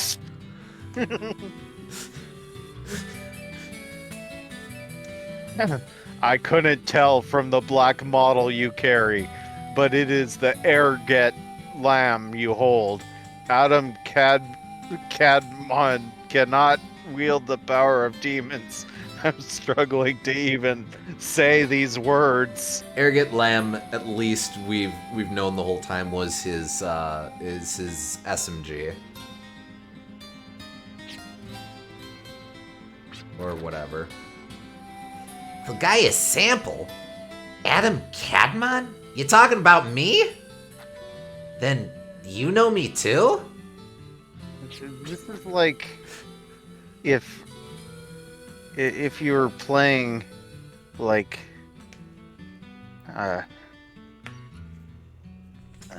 like what's a good example?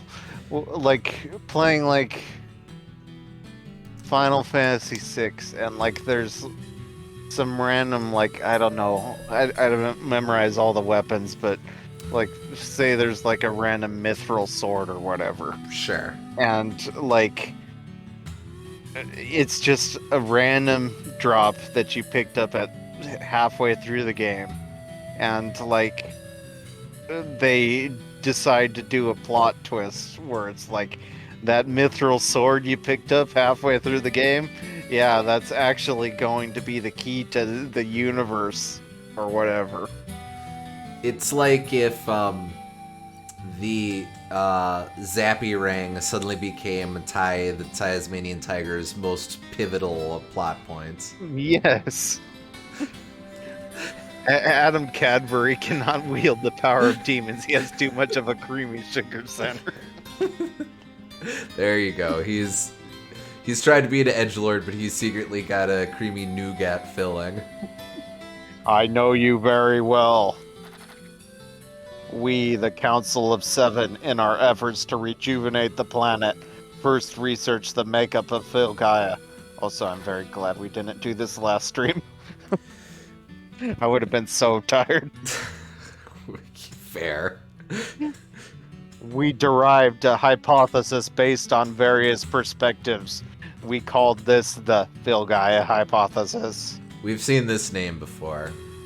Do I ask or do I?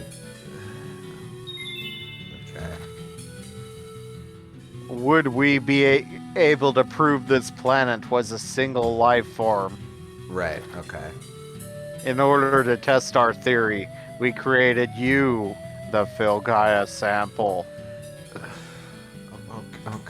Okay. Question: is the universe a single, really a single network of entities operating in concert? Answer: I don't fucking know. Let's create a robot. We conducted several experiments before our 7th grade science teacher told us to stop, and we had proved our knowledge of the scientific method. Even though the validity of our hypothesis was only confirmed when Asgard brought back Phil Gaia data of the past. Word salad. Their friggin' Minotaur robot that they sent back in time somehow. I remember Asgard. Was he sent back in time? Because the shields, something about the shields made him go back to the beginning of the universe or something, and he was chilling on this planet for a while, and because it was more than 10 years ago, the planet was verdant, and so he brought back topsoil from back then, and Lee Hult and Siegfried were all like, "Oh my god, it's nutrient rich!" And ergo, that confirms that Jet is a robot. Man, I'm trying, but this is like the example of why plot is not more important than theme to me.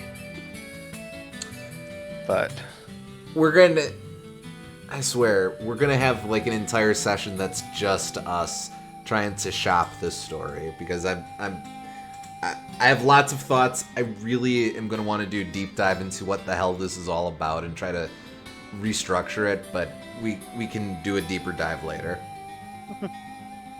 Be here for that. Well, yeah, we could do that. You have to like put it into words that everyone can understand. Sure. Okay. I'll Also, do like look at that. I'll do a book. Look at that report or texture on his cloak, where it's like it's a pattern, but it's layered on top of the 3D model. So they've been doing that all game, Yeah. actually. I noticed it, but here's like a good example of it. Yeah, I do think that's kind of a neat visual effect. Yeah.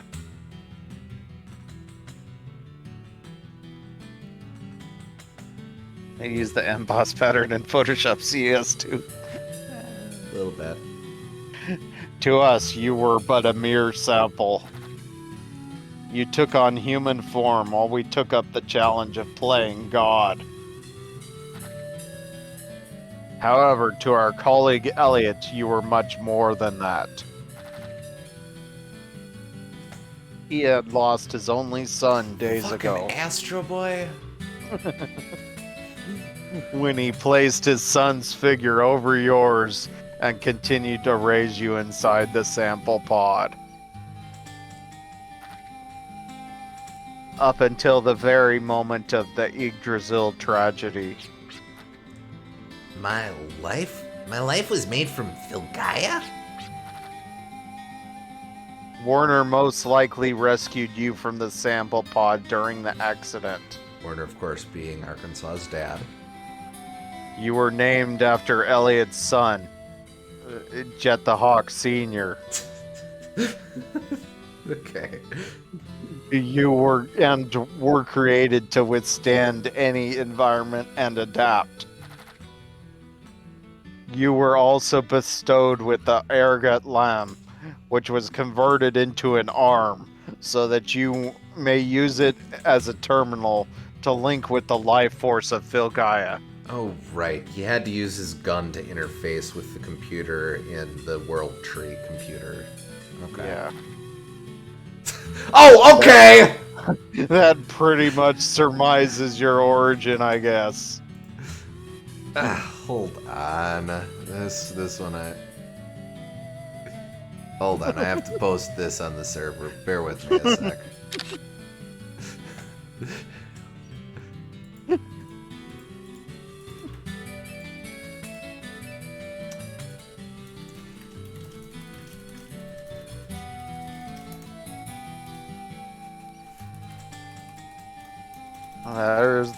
There's the skinny of things.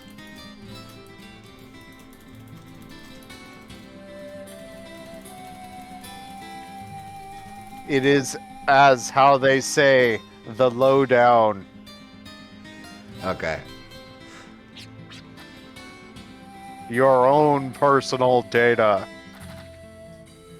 You were able to install the original Filgaia data into the system to cause the Yggdrasil function to crash. Okay, so because part of the cogs that make him up is dirt from the beginning of this planet's history, they were able to shove it into a computer, and that made the computer crash because they overloaded it with essence of planet. Okay. Okay. And now you rewrite the nanomachine program. Did Warner put you up to this? I don't know. Does it really matter who? Well, he's at least strangling the guy. Next, I'll rewrite you myself. How absurd. Is it? The bird is the word. Mau. Do you wish to save the planet? Do you plan to act human just because you were created by one? You're just a puppet. You know, this is much less effective than when Sephiroth said that. Yeah, and also, like, dude, you're in absolutely no position to be calling someone else a puppet. Like, maybe that's intentional irony, but, like, have a little bit of self-awareness, dude. No kidding. The nanomachines are terminated, thanks to the sample data. Don't call him that. He's Jet the Hawk, and he's one of us. Don't worry about it. I'm not bitter. I may be a creation, but I get by. Except for the fact that I don't have any memories of this planet like you do. I guess it can't be helped. Looks like I was finally completed soon after the accident. Heh. Guess I've only been around for a few years. It's not that I lost my memory, I never had any to begin with. No matter how far I walk or where I look, I'll never find it. As a Phil Gaia sample of the past, the only memory I was granted the way Phil Gaia was in the what? What? I think they accidentally a word there. As I'm going to replace verbs here. As a topsoil of the past, the only memory I was granted. No, I got it. Well, The only memory I was granted was the way Phil Gaia was in the past. I think they forgot the word was. okay, that makes sense. Well, just like he said, this is absurd. Gonna screen cap that as well. Bear with me. That one I won't post on the server yet. We don't have to drag this out. Oh, man. I don't know what it is, but I just feel so pissed off. Like I want to lay it on someone. The top dog's still around, right? Looks like I'm qualified to make him eat some lead. Come on, let's go. I want to leave this joint.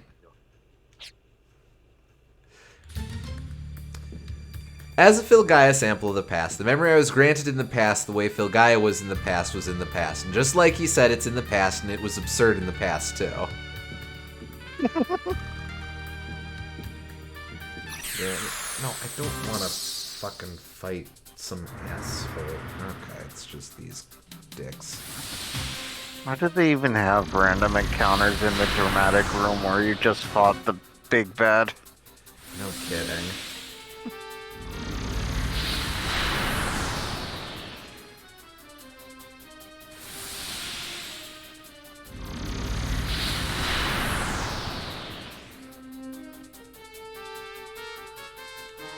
I'd have to be Lionel's by another name. That name being Bandersnatch.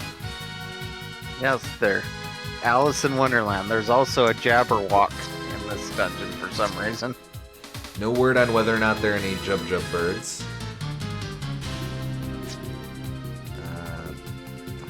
Fuck, I'll just shoot them. Sounds dirty. Well, yes. Screw this.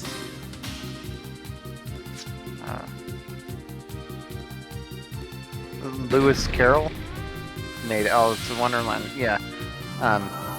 He was kind of a little freak with his names. A bit.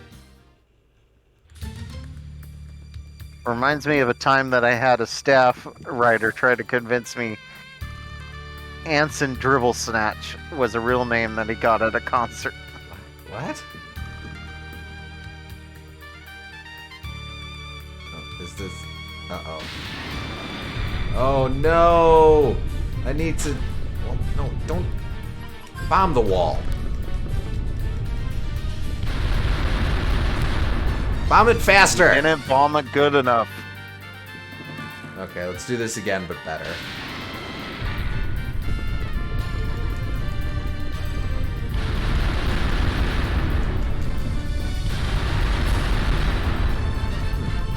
Okay. So, obviously not the play.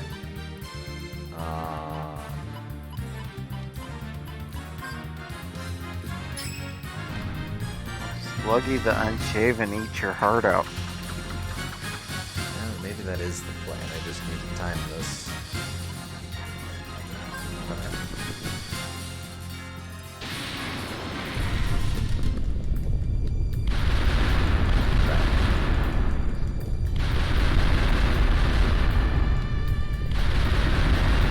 Freeze it.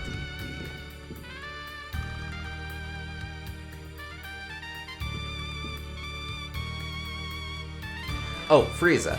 Yeah, I'll try that. I thought you were telling me something. No.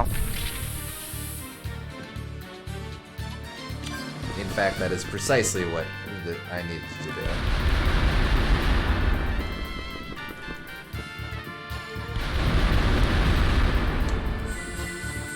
call. You're an inspiration to us all, Grims. That's right.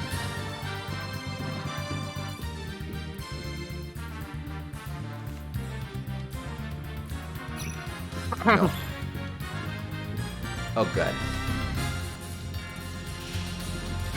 That area seems to be locked by shutters as well. I'll read out the access code, but it's a little more complicated than before. Okay, here we go. Let's see. Da, da, da, da, da, da, da.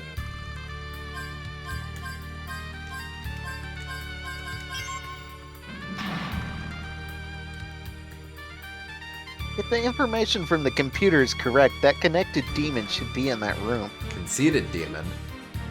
Oh, conceited demon. My bad. It's all good.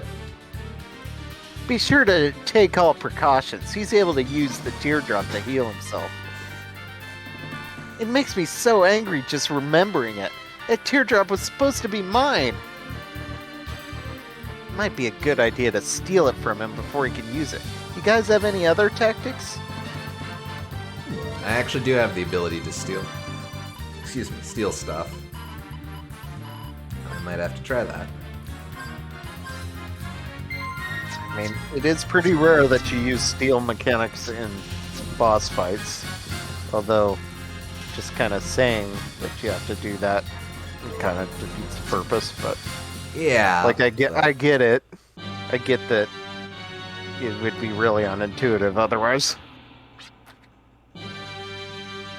You made it, my little spawn. Don't call me that. No, we are not your spawn. We are the life forms that inhabit this planet. We are the children of Filgaia. Think about it, my spawn. You possess the same agent as mine inside your body, and have the power to wield arms of dragons, just like me. However, you are one of my inferior species who do not rank with warriors or knights. You are all descendants of those who were not granted the power of nanomachines. Only those with power are just? Our ethics may be the same. We take up arms and fight one another, but the difference is that I shall prevail. That's arms with lowercase, not arms with capital, even though that's not very clear through speech. You and I are the same in the way that we have our own styles that we won't change. Yours is filled with evil and mine's not. There's no way that I will lose. There is nothing different about what we do. That's not true. Oh, but it is. You and I are the same. We live, grow, rest, and die for battle. There is no distinction or boundary between you and I. Man, now I'm just thinking about KOTOR and how this scene was so much better there. No kidding. If I must bring up one difference, it is that your inferior forefathers chose to coexist with Filgaia. I am not one of them. Even if the planet itself tries to eliminate me, I shall use every ounce of my power to beat it down. Okay, but this gets way funnier if you imagine that he's complaining about tree-hugging hippies. You have hair just like me, and can lift things just like me. Narrow it down, dude.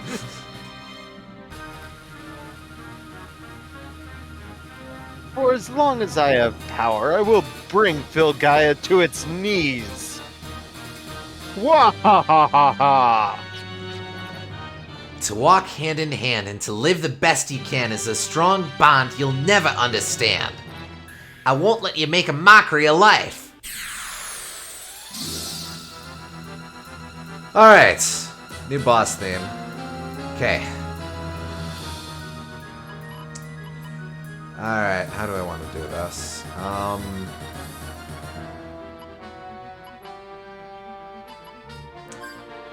Throw that down right away. going to yoink. We'll go ahead and cast Big Fees and consult Prima Games. It always feels like it's so close to making a profound, relevant point that it just barely misses. Yeah, it's like it's taken the most circuitous path to say very little.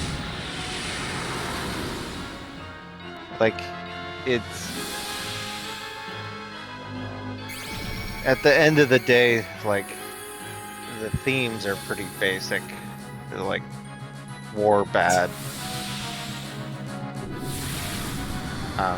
Okay. War bad.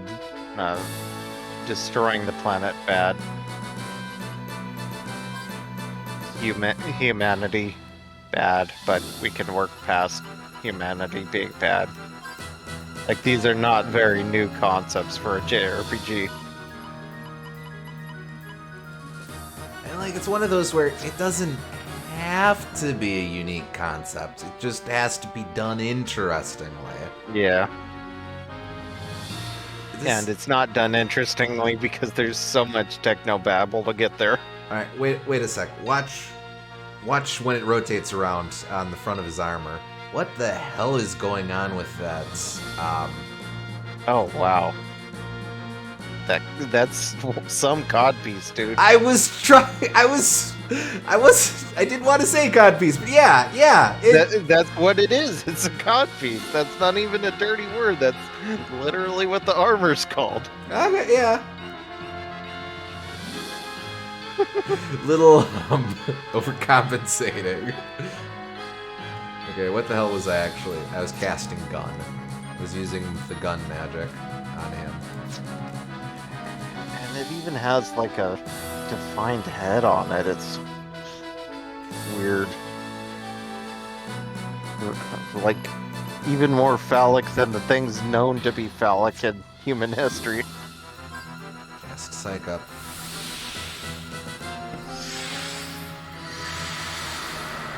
He's not going to be riding a horse with that armor, I tell you that much.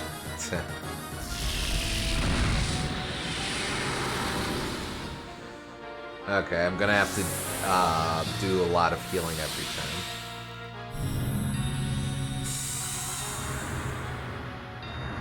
Protesting horse noises. I cast Nerd!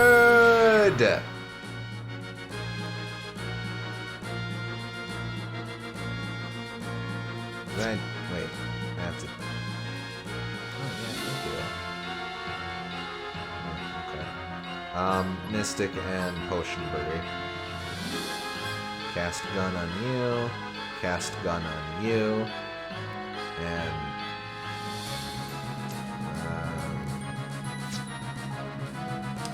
might as well heal with you as well.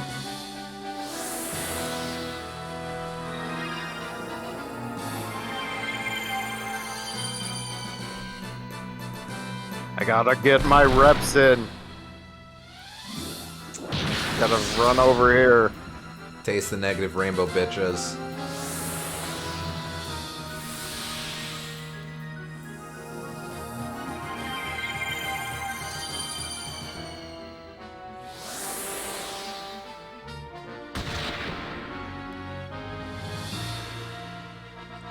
Okay, cast. Ah, crap, I need to build back up to 5 ever.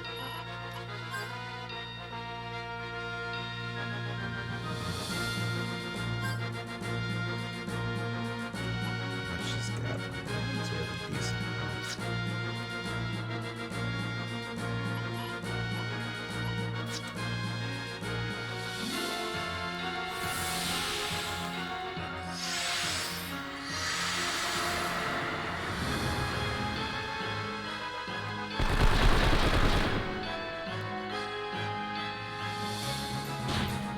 Oh, right. That was how he turned Janus into a boring character. Right, yeah.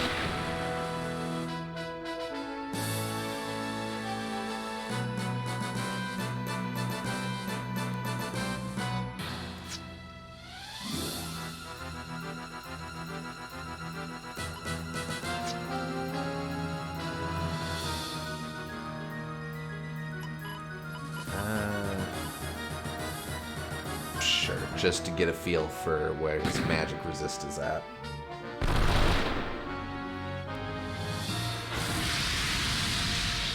I mean, I've just kind of ended up creating a very physical-oriented party. Yep.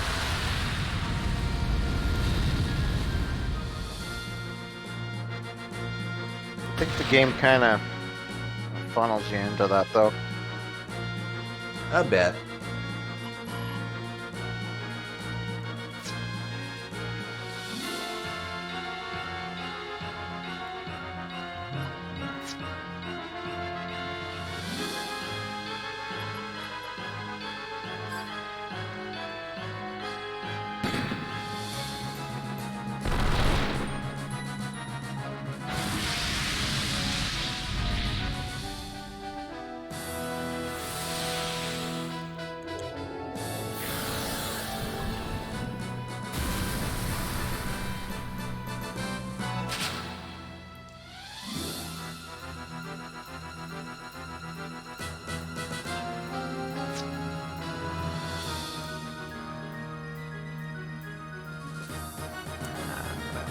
Cast stuff before too long.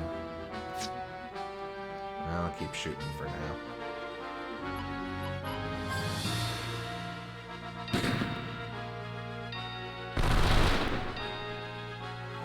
Oh, thank you.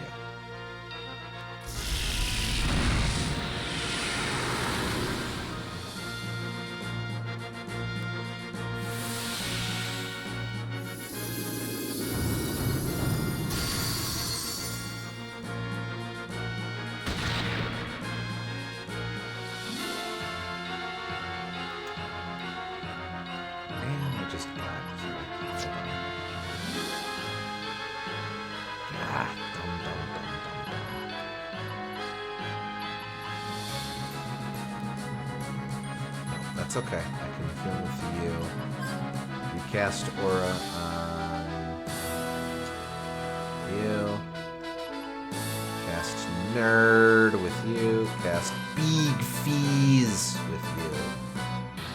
And then Extension and Salve.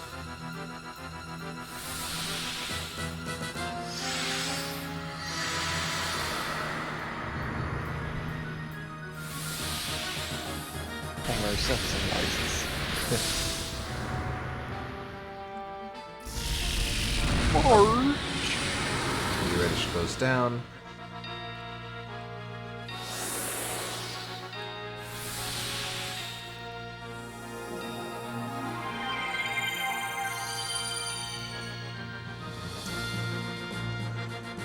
Now I have to waste a turn doing this, and then doing this, and then dumb, stupidity, dumbassery, smelly poopiness.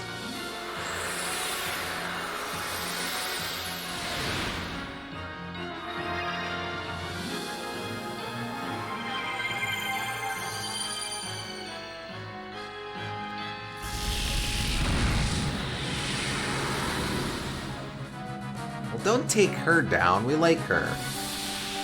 Cast Windshield, that's fine.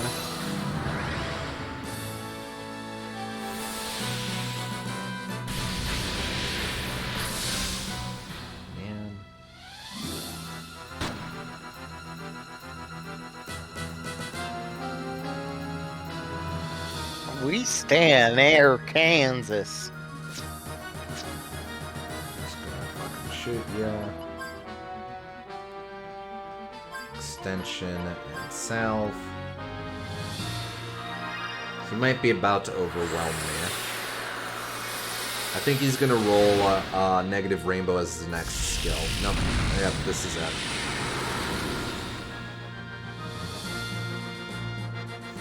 Ah, fuck it.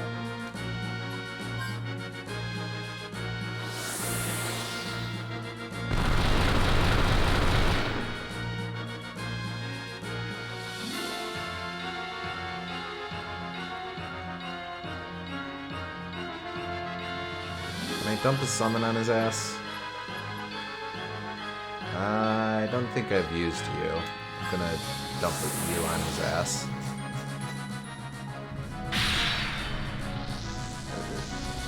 Oh, right. This is the cool looking attack.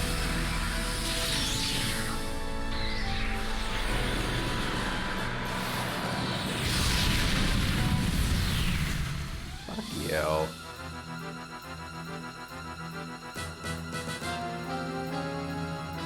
Cast gun.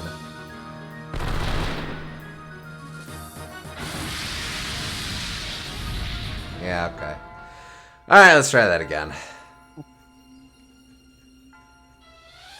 That would have been like a dramatic finish where Jet would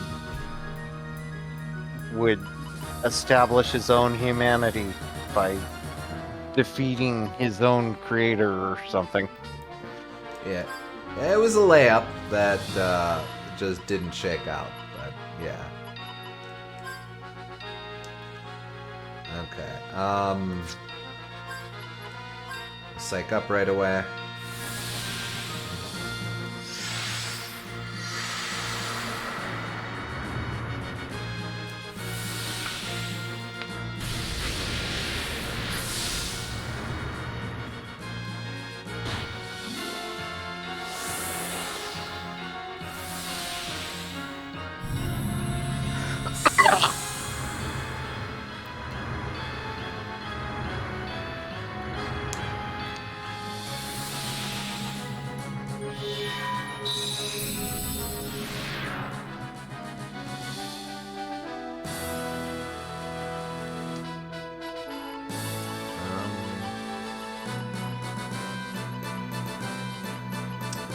I'm gonna cast 5 Ever on him to make these effects last longer than forever.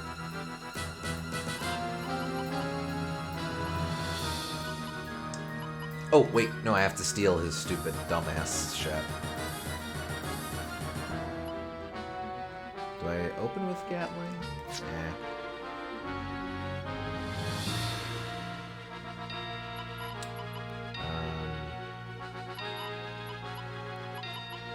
Not 2 euros.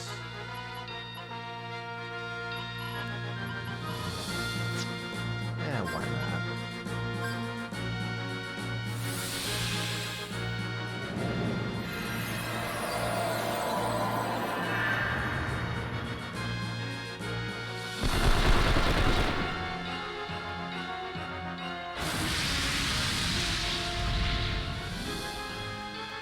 Why are you spiting him in particular?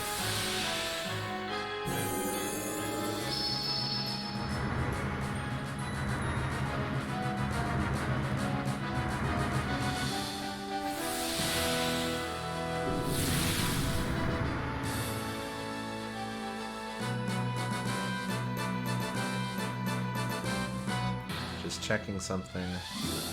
Okay.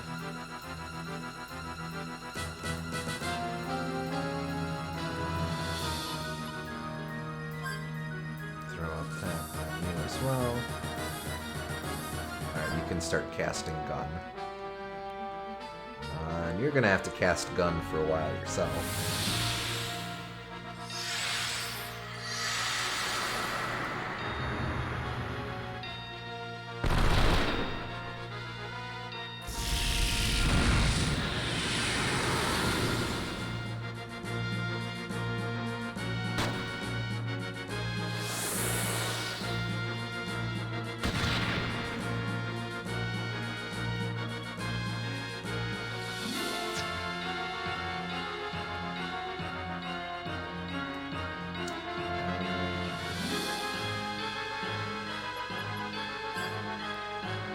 You should heal. Again.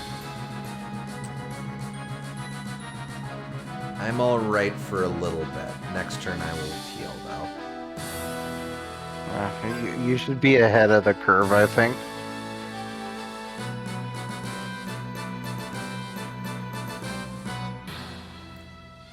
I'll be able to double heal next turn. Alright. A little risky, but I'm gonna go for it.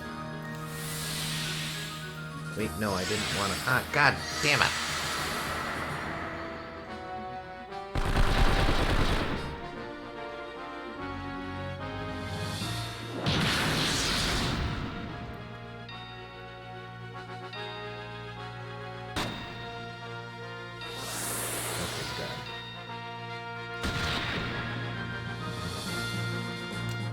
meant to cast was 5 ever on this Joker.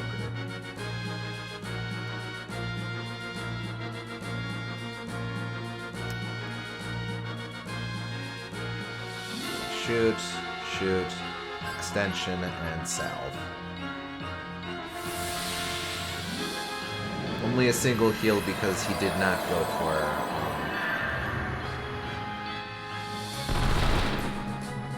the big thumb. Okay. Now we'll take this a little more seriously.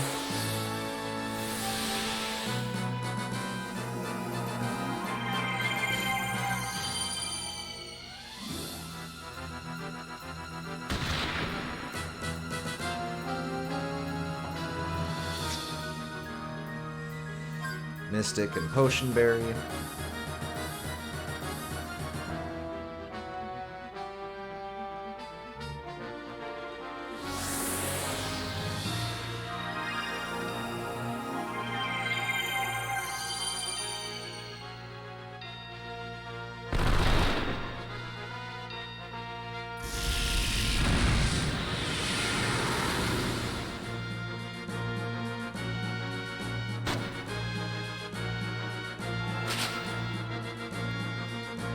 Man, those are some gear-ass hit points. Okay.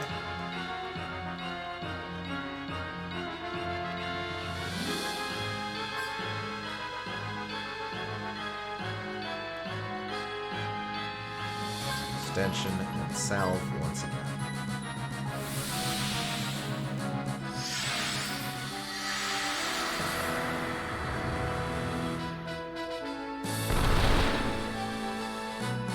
Yay, thank you.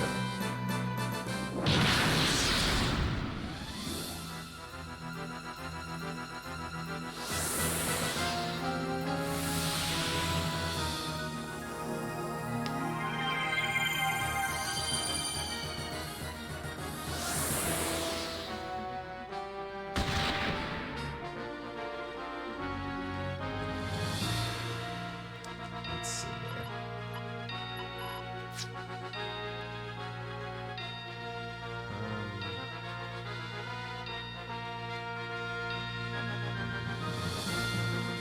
She will have a regular potion berry just for herself.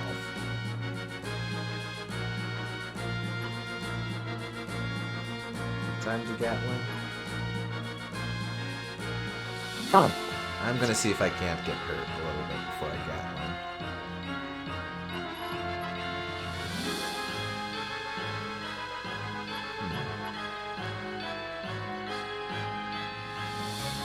Actually, I'm gonna cast Big Fizz on British, and you shoot.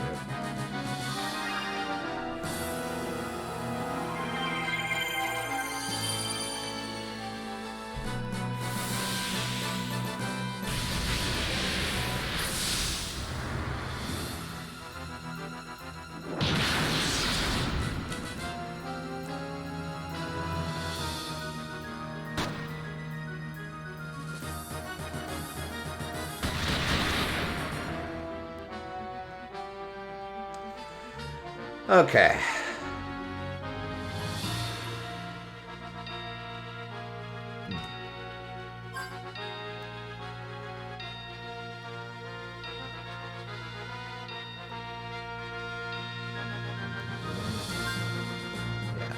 I'll do that. Shoot you, and let's just Gatling his ass.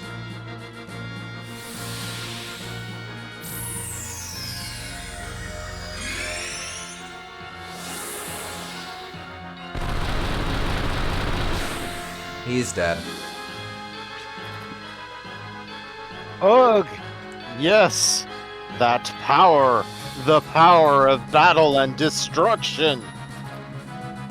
That power you have used on me speaks and makes us the same entity!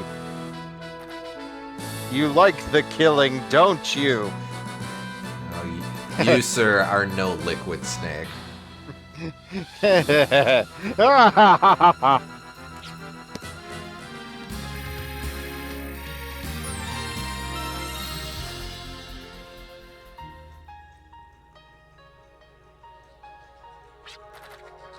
We're not like you at all. There's a big difference between our fight and yours.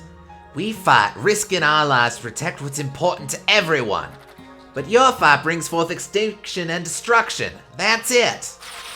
We're not the same as you. You're a hideous demon, just a spirit from folklore. Demons can't bring forth a future for the planet. The only ones who can are the ones you renounce. Humans. It takes great power to bring forth or shun a future, and it is only natural for humans to seek power. As long as humans have a dark and fragile heart, I will not perish, and this is far from over. Excuse me a moment. I believe my doorbell just rang. I'll be right back. Alright.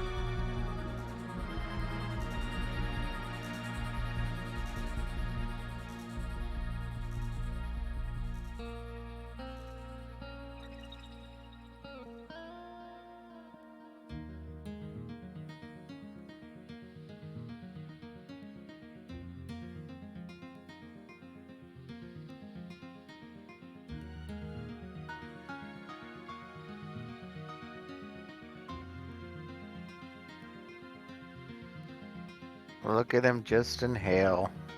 Back and forth. Sorry about that. I'm back. Welcome back. Pizza guy came here for a neighbor, but had the wrong apartment building. Gotcha.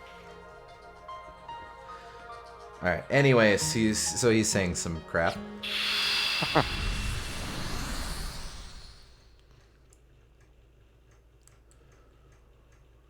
Hey, are you guys still there?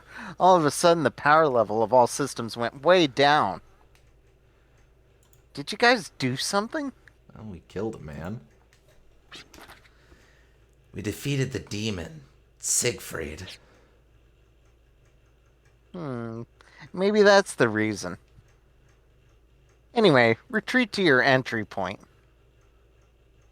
Once we're ready to make our escape, I'm blowing this Deus Ex Machina to smithereens. Do you always have to be so rash? We were able to neutralize the nanomachines, so there's nothing to worry about, right? Plus, we don't want something so massive crashing into a nearby town. Don't worry, I have everything under control. Fine. We're leaving it in your hands, Maya.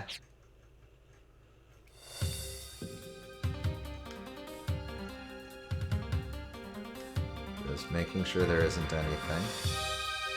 Alright.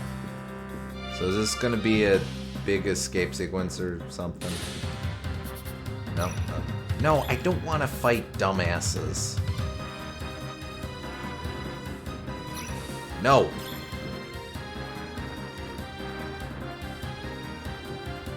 Well, you're making us walk all the way back. Okay. After the big climactic battle with the big bad, don't you just love generic random encounters? Really makes you think, don't it? Oops. Yeah, I missed.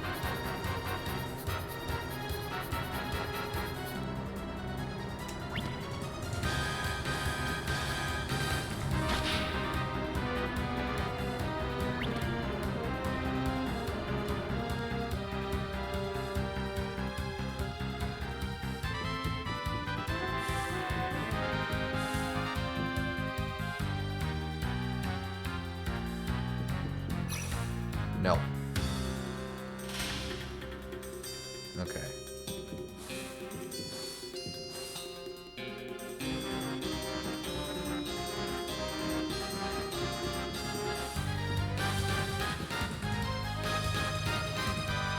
Did we skip a room? No. Okay. Okay. All right. We're gonna see. No, Maya and friends shortly. Here.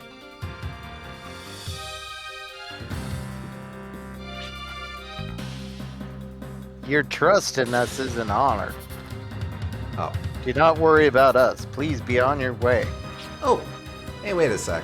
Well, we'll talk with her in a sec. Madam can be so stubborn, but hey, she's got us, so don't worry. Get moving to the escape point. I'm almost done calculating the most effective detonation point. Once we confirm your position on this monitor, we'll get ready for our escape too.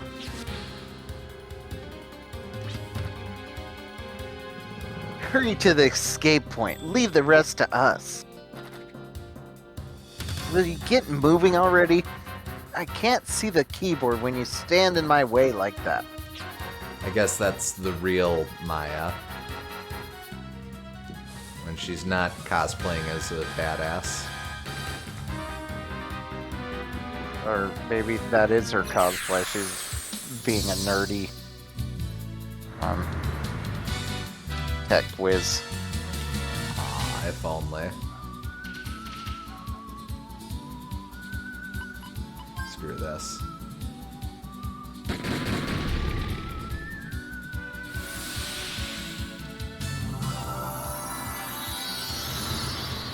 On.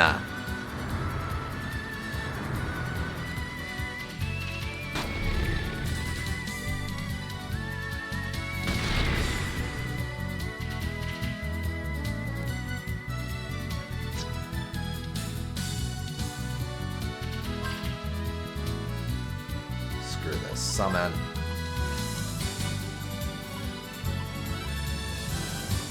I don't think we've seen this effect. That one we've seen. I'm just gonna do that. Still gonna try to get out of here and sure.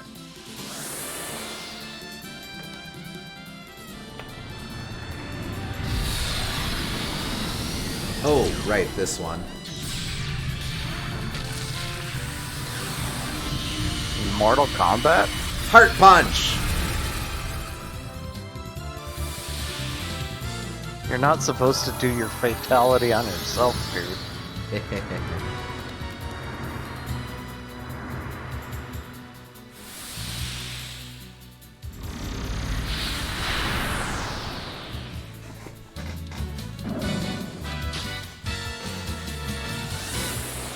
Dark destruction!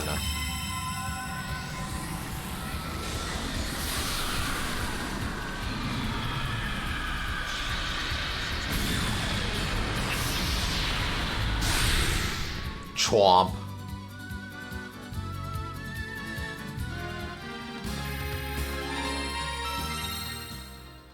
Hey, okay.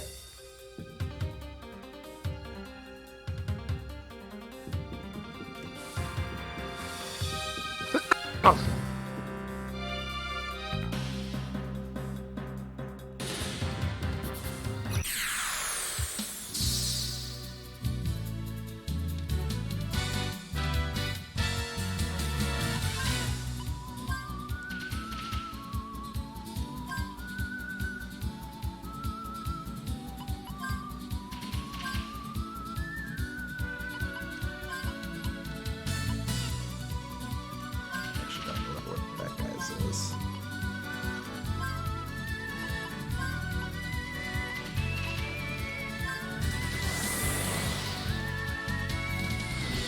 Ogoides.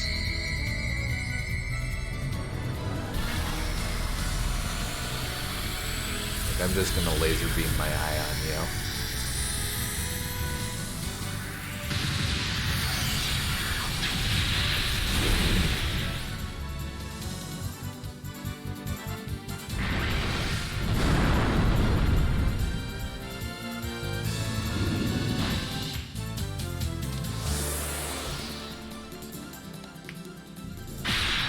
Let's see if it does better this time.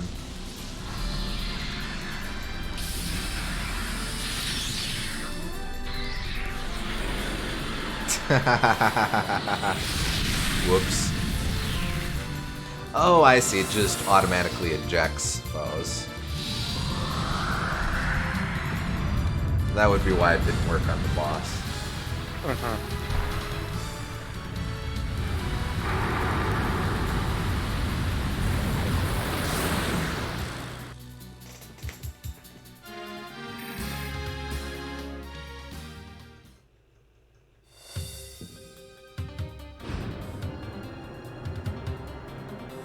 Oh, right, I have to actually do this legit now.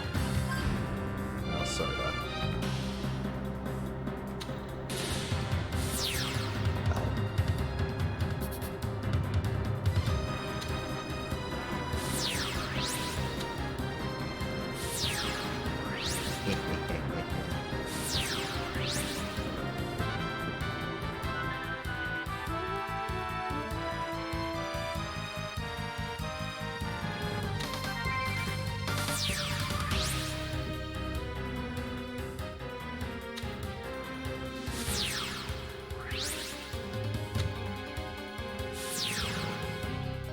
Rad.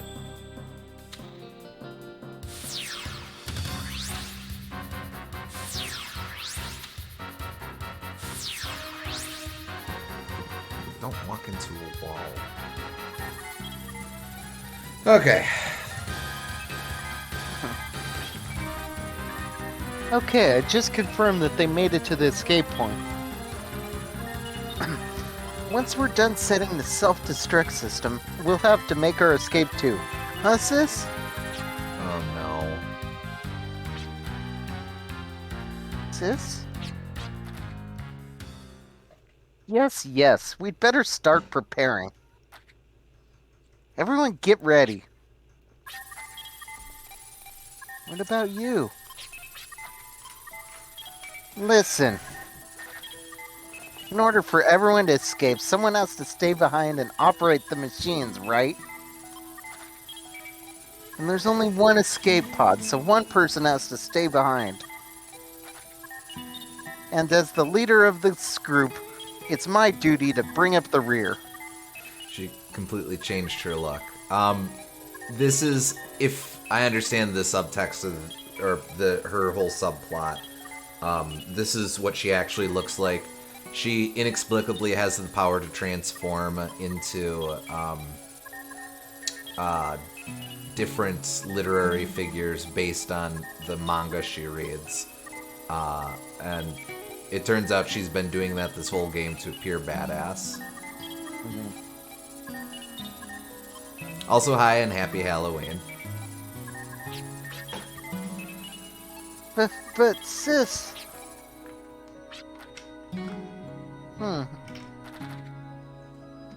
There's this one gem that I really want right now. It has a beautiful blue sparkle, which doesn't even compare to the teardrop.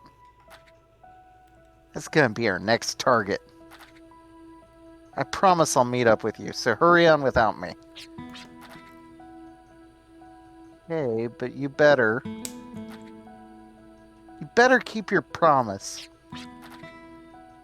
We're still gonna go have a lot of great times together, right? Of course, our next target is out of this world. The gem's name is Filgaia, an aqua planet that sparkles a lustrous blue. Milady, I have much admiration for your caliber.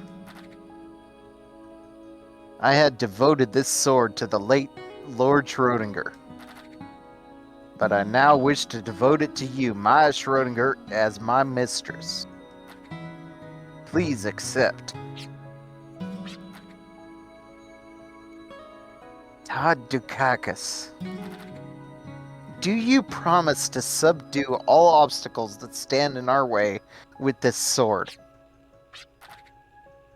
Though I may be incompetent, I shall give my all for Milady. Then, Todd, please escort everyone to the escape point. Well, well, it's not in my nature to be looked after by everyone. Everyone risked their lives to come save me. Now it's my turn.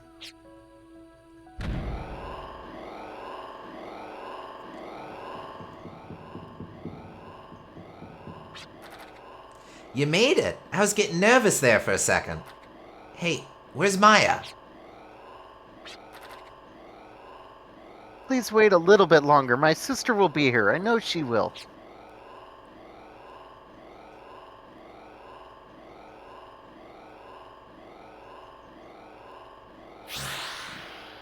Oh, jeez Louise.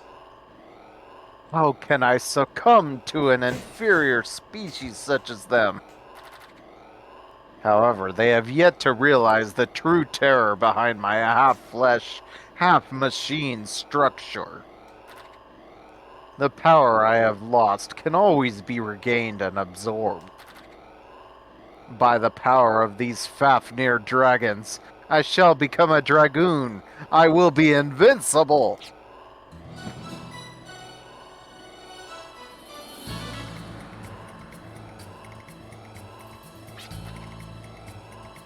Oh, I see. Not only can dragons fight as their own entity, but they can also be combined as armaments. Your body structure sure is handy, isn't it? But I'm not gonna let you have it your way. Why do you waste your life by returning to the field of death?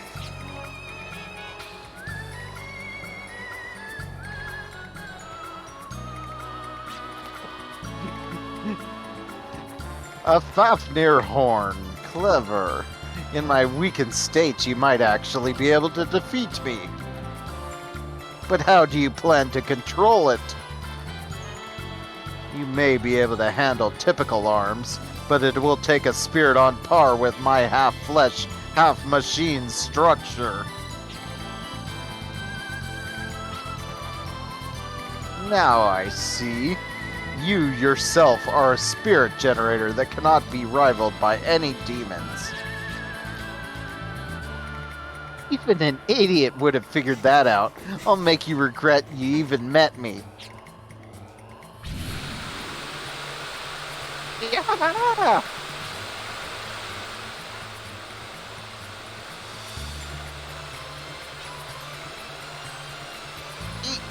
Eat this!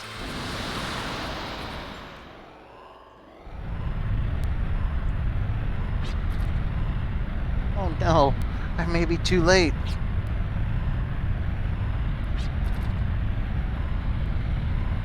But this was the only way for everyone to escape safely.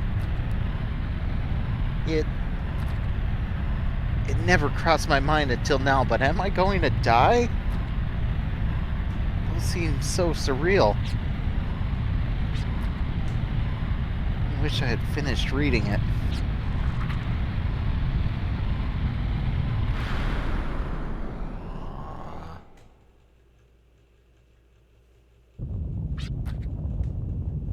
Milady! My sister will come.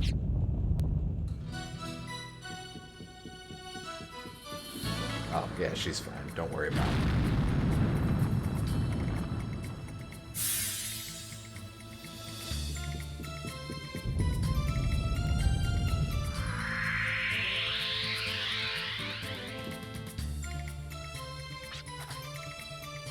The disaster girl of the wasteland never quits.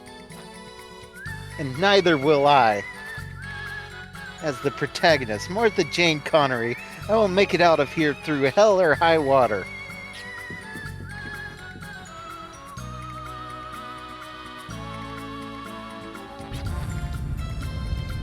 This.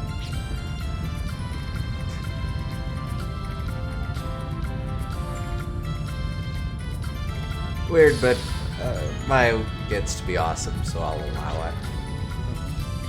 Prepare the gun blaster. We're getting out of here.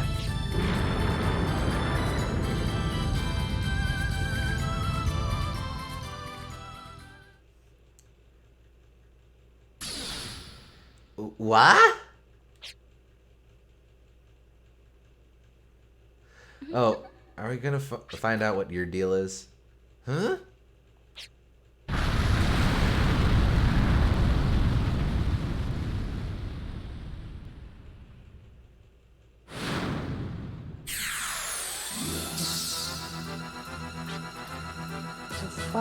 Sidestep it while flying, okay? Yeah. The strong will dominate the weak. Overruling this premise signifies a denial of the future.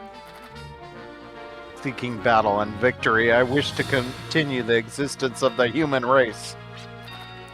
Enough with your selfish gibberish. Everyone's crying out for justice over your evil ambition. Justice? You tickle me with your dull sword. A sword is only as sharp as its wielder. You honestly think you can pierce my desires with that? I've been on the side of justice all along. I don't want to look back no more. Justice will guide me forward.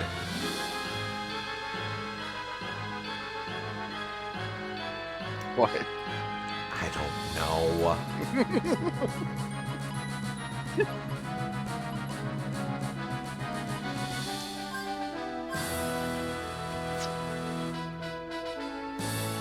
Dragna-sig. Because he's a dragon now.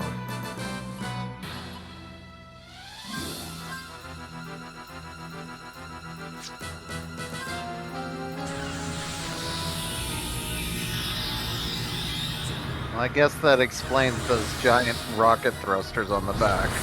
So, at least they explain that. I guess.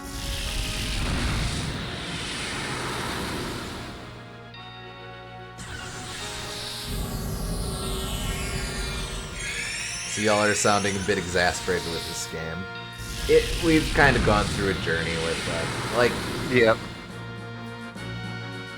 the bad guys just suck.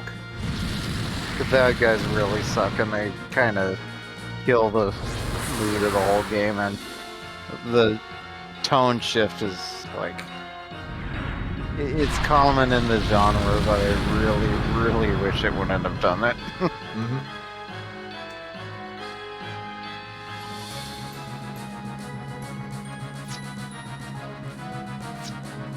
I just wanted a fun cowboy adventure game.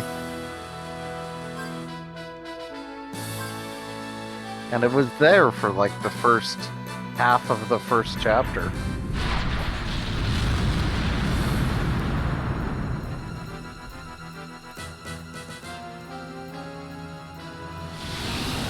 But we're gonna finish it, considering we only have like 10% of the game left. Yeah, we're pretty close to the end.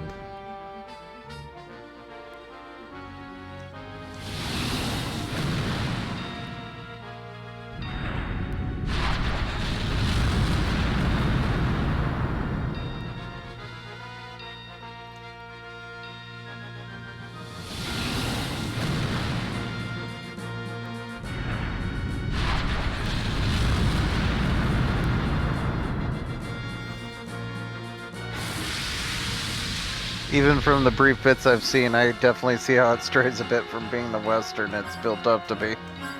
Yeah, the whole Western thing is, it turns into like a post-apocalyptic, and that's why they're Western, and then they have all of this tech, which is like, in the past, but it's still future tech, so it's like the very quickly the Western ends up being like a superficial aesthetic, and that's about it.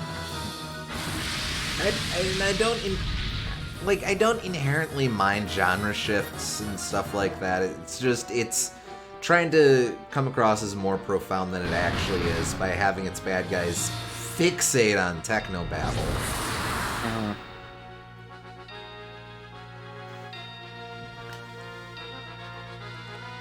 Like, it's as though the game derives its sense of self-worth from how much nonsense it can cram in. Mhm.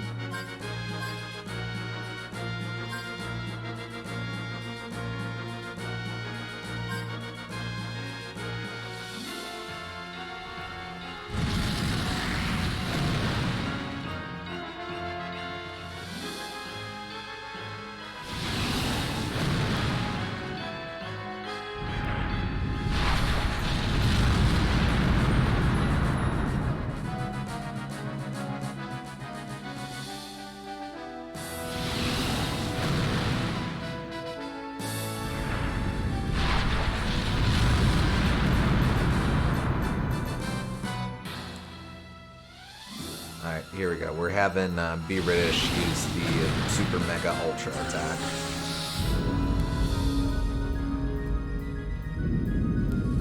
You know, Lombardia kind of has a codpiece too. Yep.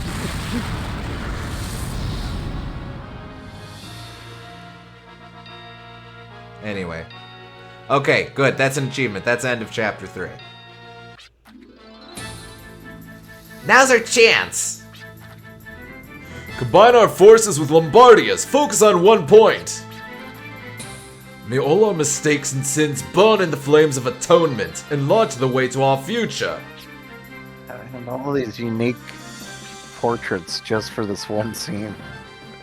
It's kind of cool. May our, Yeah. may our swords vanquish the darkness!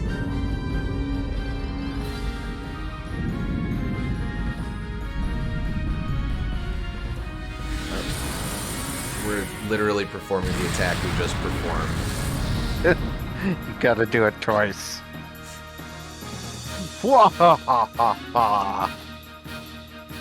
You consider that a sword of justice? Your sword is dull, much too dull. One day that blade will turn against you. Dude, you're the one wielding the soul edge, so I don't know what you're talking about. Oh, You're the one that's gonna have to worry about the blade turning against you.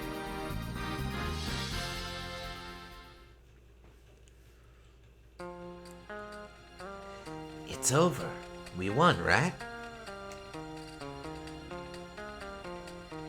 Even though the sword of justice may be dull, it can and will pierce if we believe firmly, right? We've done our part. We'd better get going. What, like now? We're going after our next prize. See ya. Okay. Well, that's about right for Maya. Yeah, but jeez. Well, okay. Well, that was fun. Catch you later. Our next target is going to be quite a venture, and it may take some time.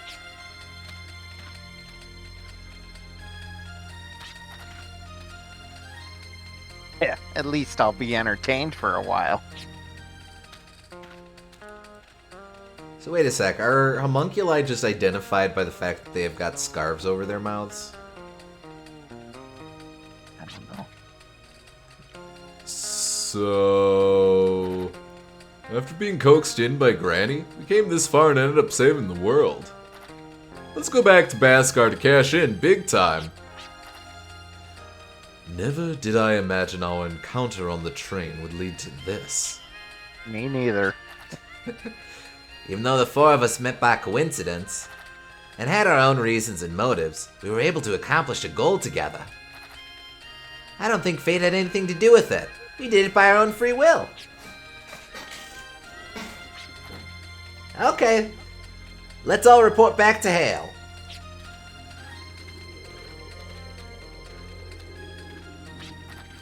Hey, come on. We're going back as a team, right? A team? Is that what we are?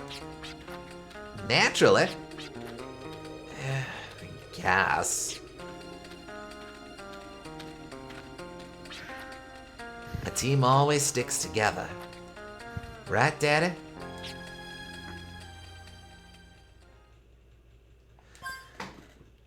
Well, that was fun. I nearly sacrificed my life for the sake of everyone. Anyway, see ya. End of chapter 3. Do we keep going? We have to see where it starts off. Okay. But then after that, I think we're done. Okay.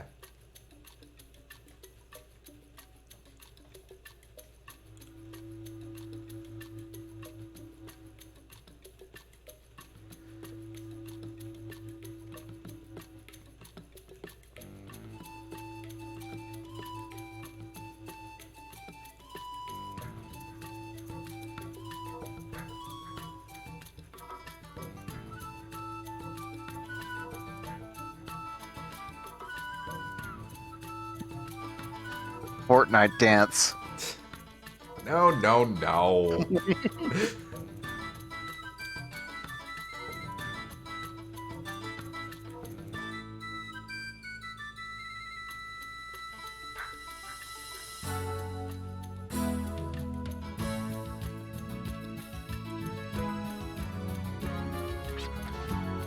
So peaceful. It's hard to believe we were fighting so frantically moments ago.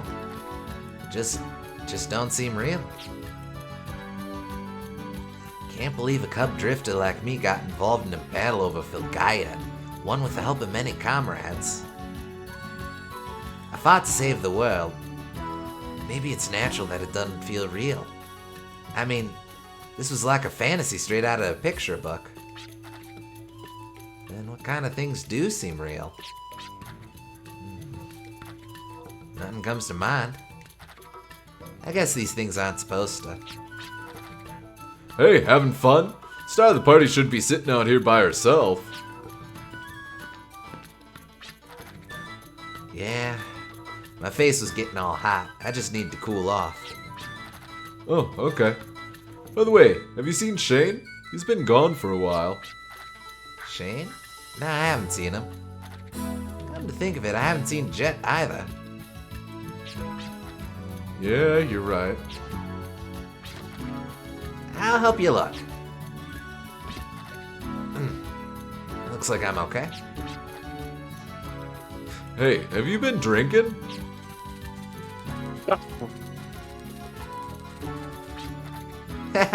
Whatever.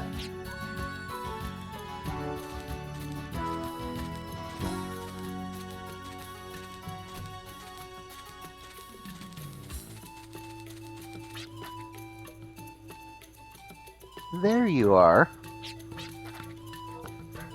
I'm not too comfortable with the festive occasions myself. You sure are amazing. We're about the same age, and you fought to protect Filgaia. All I did was tag along with some pretty skilled guys, and that was the outcome. A battle to save the human race? Psh, I ain't qualified for that. I didn't have a single memory of this planet I wanted to protect. But even so, you fought and emerged victorious. I have been raised to act as a pillar to protect this planet. But all I do is relay divine revelations from my dreams, that's all. It is my duty to protect the planet, yet I can't do anything about it. Guess the only thing we have in common is that neither of us have any memories of this planet. No memories? I have been raised as a pillar, therefore my life centers around this colony here. The only other outside world I know is the outskirts of the colony, and maybe a few shrines.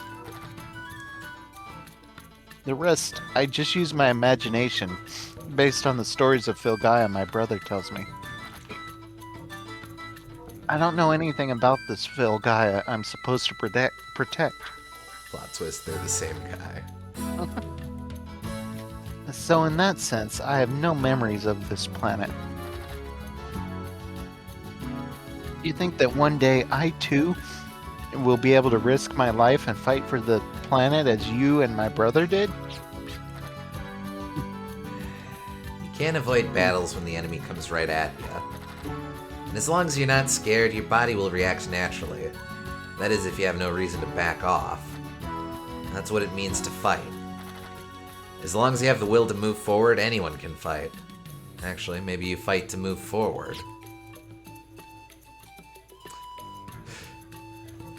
Hey, Shane, Jet, I got a cold one for you.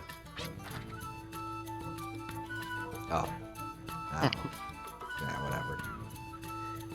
Here comes the loudmouth. I'd leave now if I were you.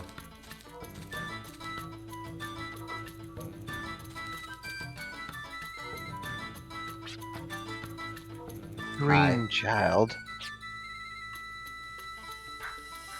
Oh, unique environment. Oh, I am just, I can't switch characters at this point. I mean, that makes sense. Are they inside? Or... Jet went to the altar alone? Nah, he wouldn't do that. Or would he?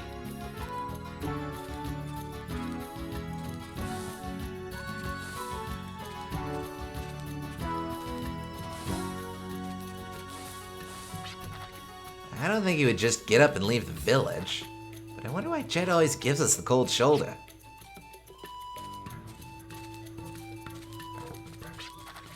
Oh, there you are. Your brother was looking for you. Are you alone? Anyone else with you? That's funny. Now where could Jet be? Arkansas? What's wrong? Do you feel sick? Then you should... Arkansas! Yeah? I am all right now. I will do whatever I must do to fulfill my destiny. I will protect this planet. Do you have too much to drink? Can't believe you're this far in and Jetbox hasn't learned the value of friendship. What's up? We can't find Shane. What? You think he was kidnapped? Not likely. How can you be so sure? You know something we don't? The secret key, passed down from priesthood is missing. Yeah, you don't want to accidentally read that in a voice. Yeah. Secret key? How come I've never heard of that? The secret key is an artifact a pillar uses when the time comes for him to perform his duty. This sacred key summons a powerful monster called a Hydra to act as the pillar's guard. The Hydra's role is to see to it that the pillar carries out his duty successfully, so it is quite formidable. This monster is also able to regenerate. I hear the only way to negate this ability is through the use of fire. Okay. Where's this key used? You should at least know that. I have a sanctuary to the north, known as the Sacrificial Altar. You gotta be kidding me. That's a place where the pillar sacrifices his life for the planet. What are you gonna do, Granny?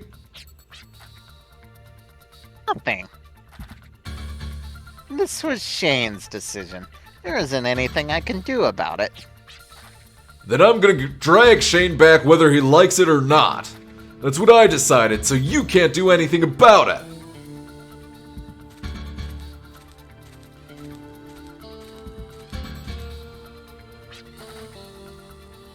The strong needs not valor, only a relentless will that goes against fate.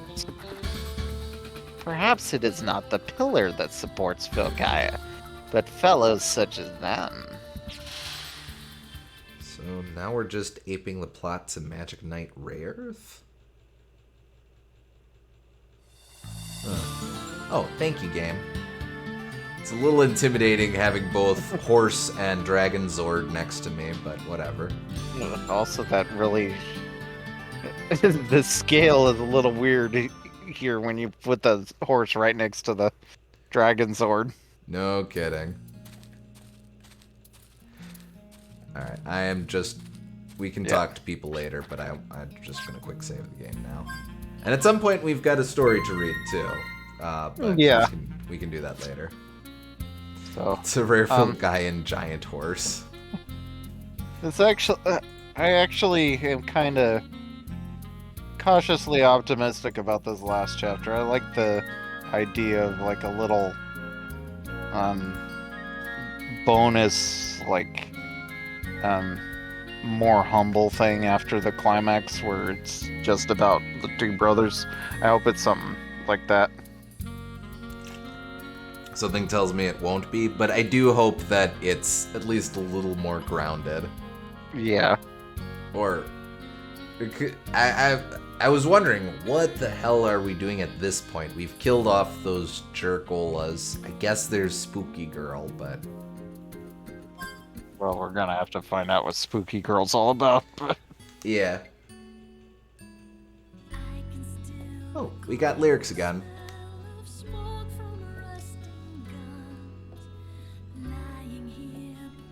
Who knows? Maybe this final chapter will bring everything all together. Maybe. It seems like we're in the midst of another genre shift, but who knows? Maybe it'll tie it all together. Yeah. I like this genre shift more than I like the sci-fi one. Oh, likewise, yes. 99 saves, baby!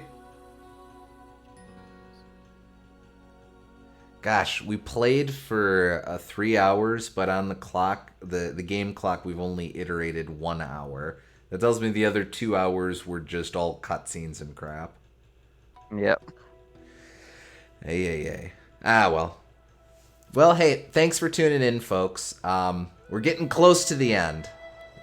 Doesn't feel like it, but we are. So be sure to tune in next time. Thanks for watching. We hope y'all had fun, and we'll catch y'all later. Yeah, catch you next time.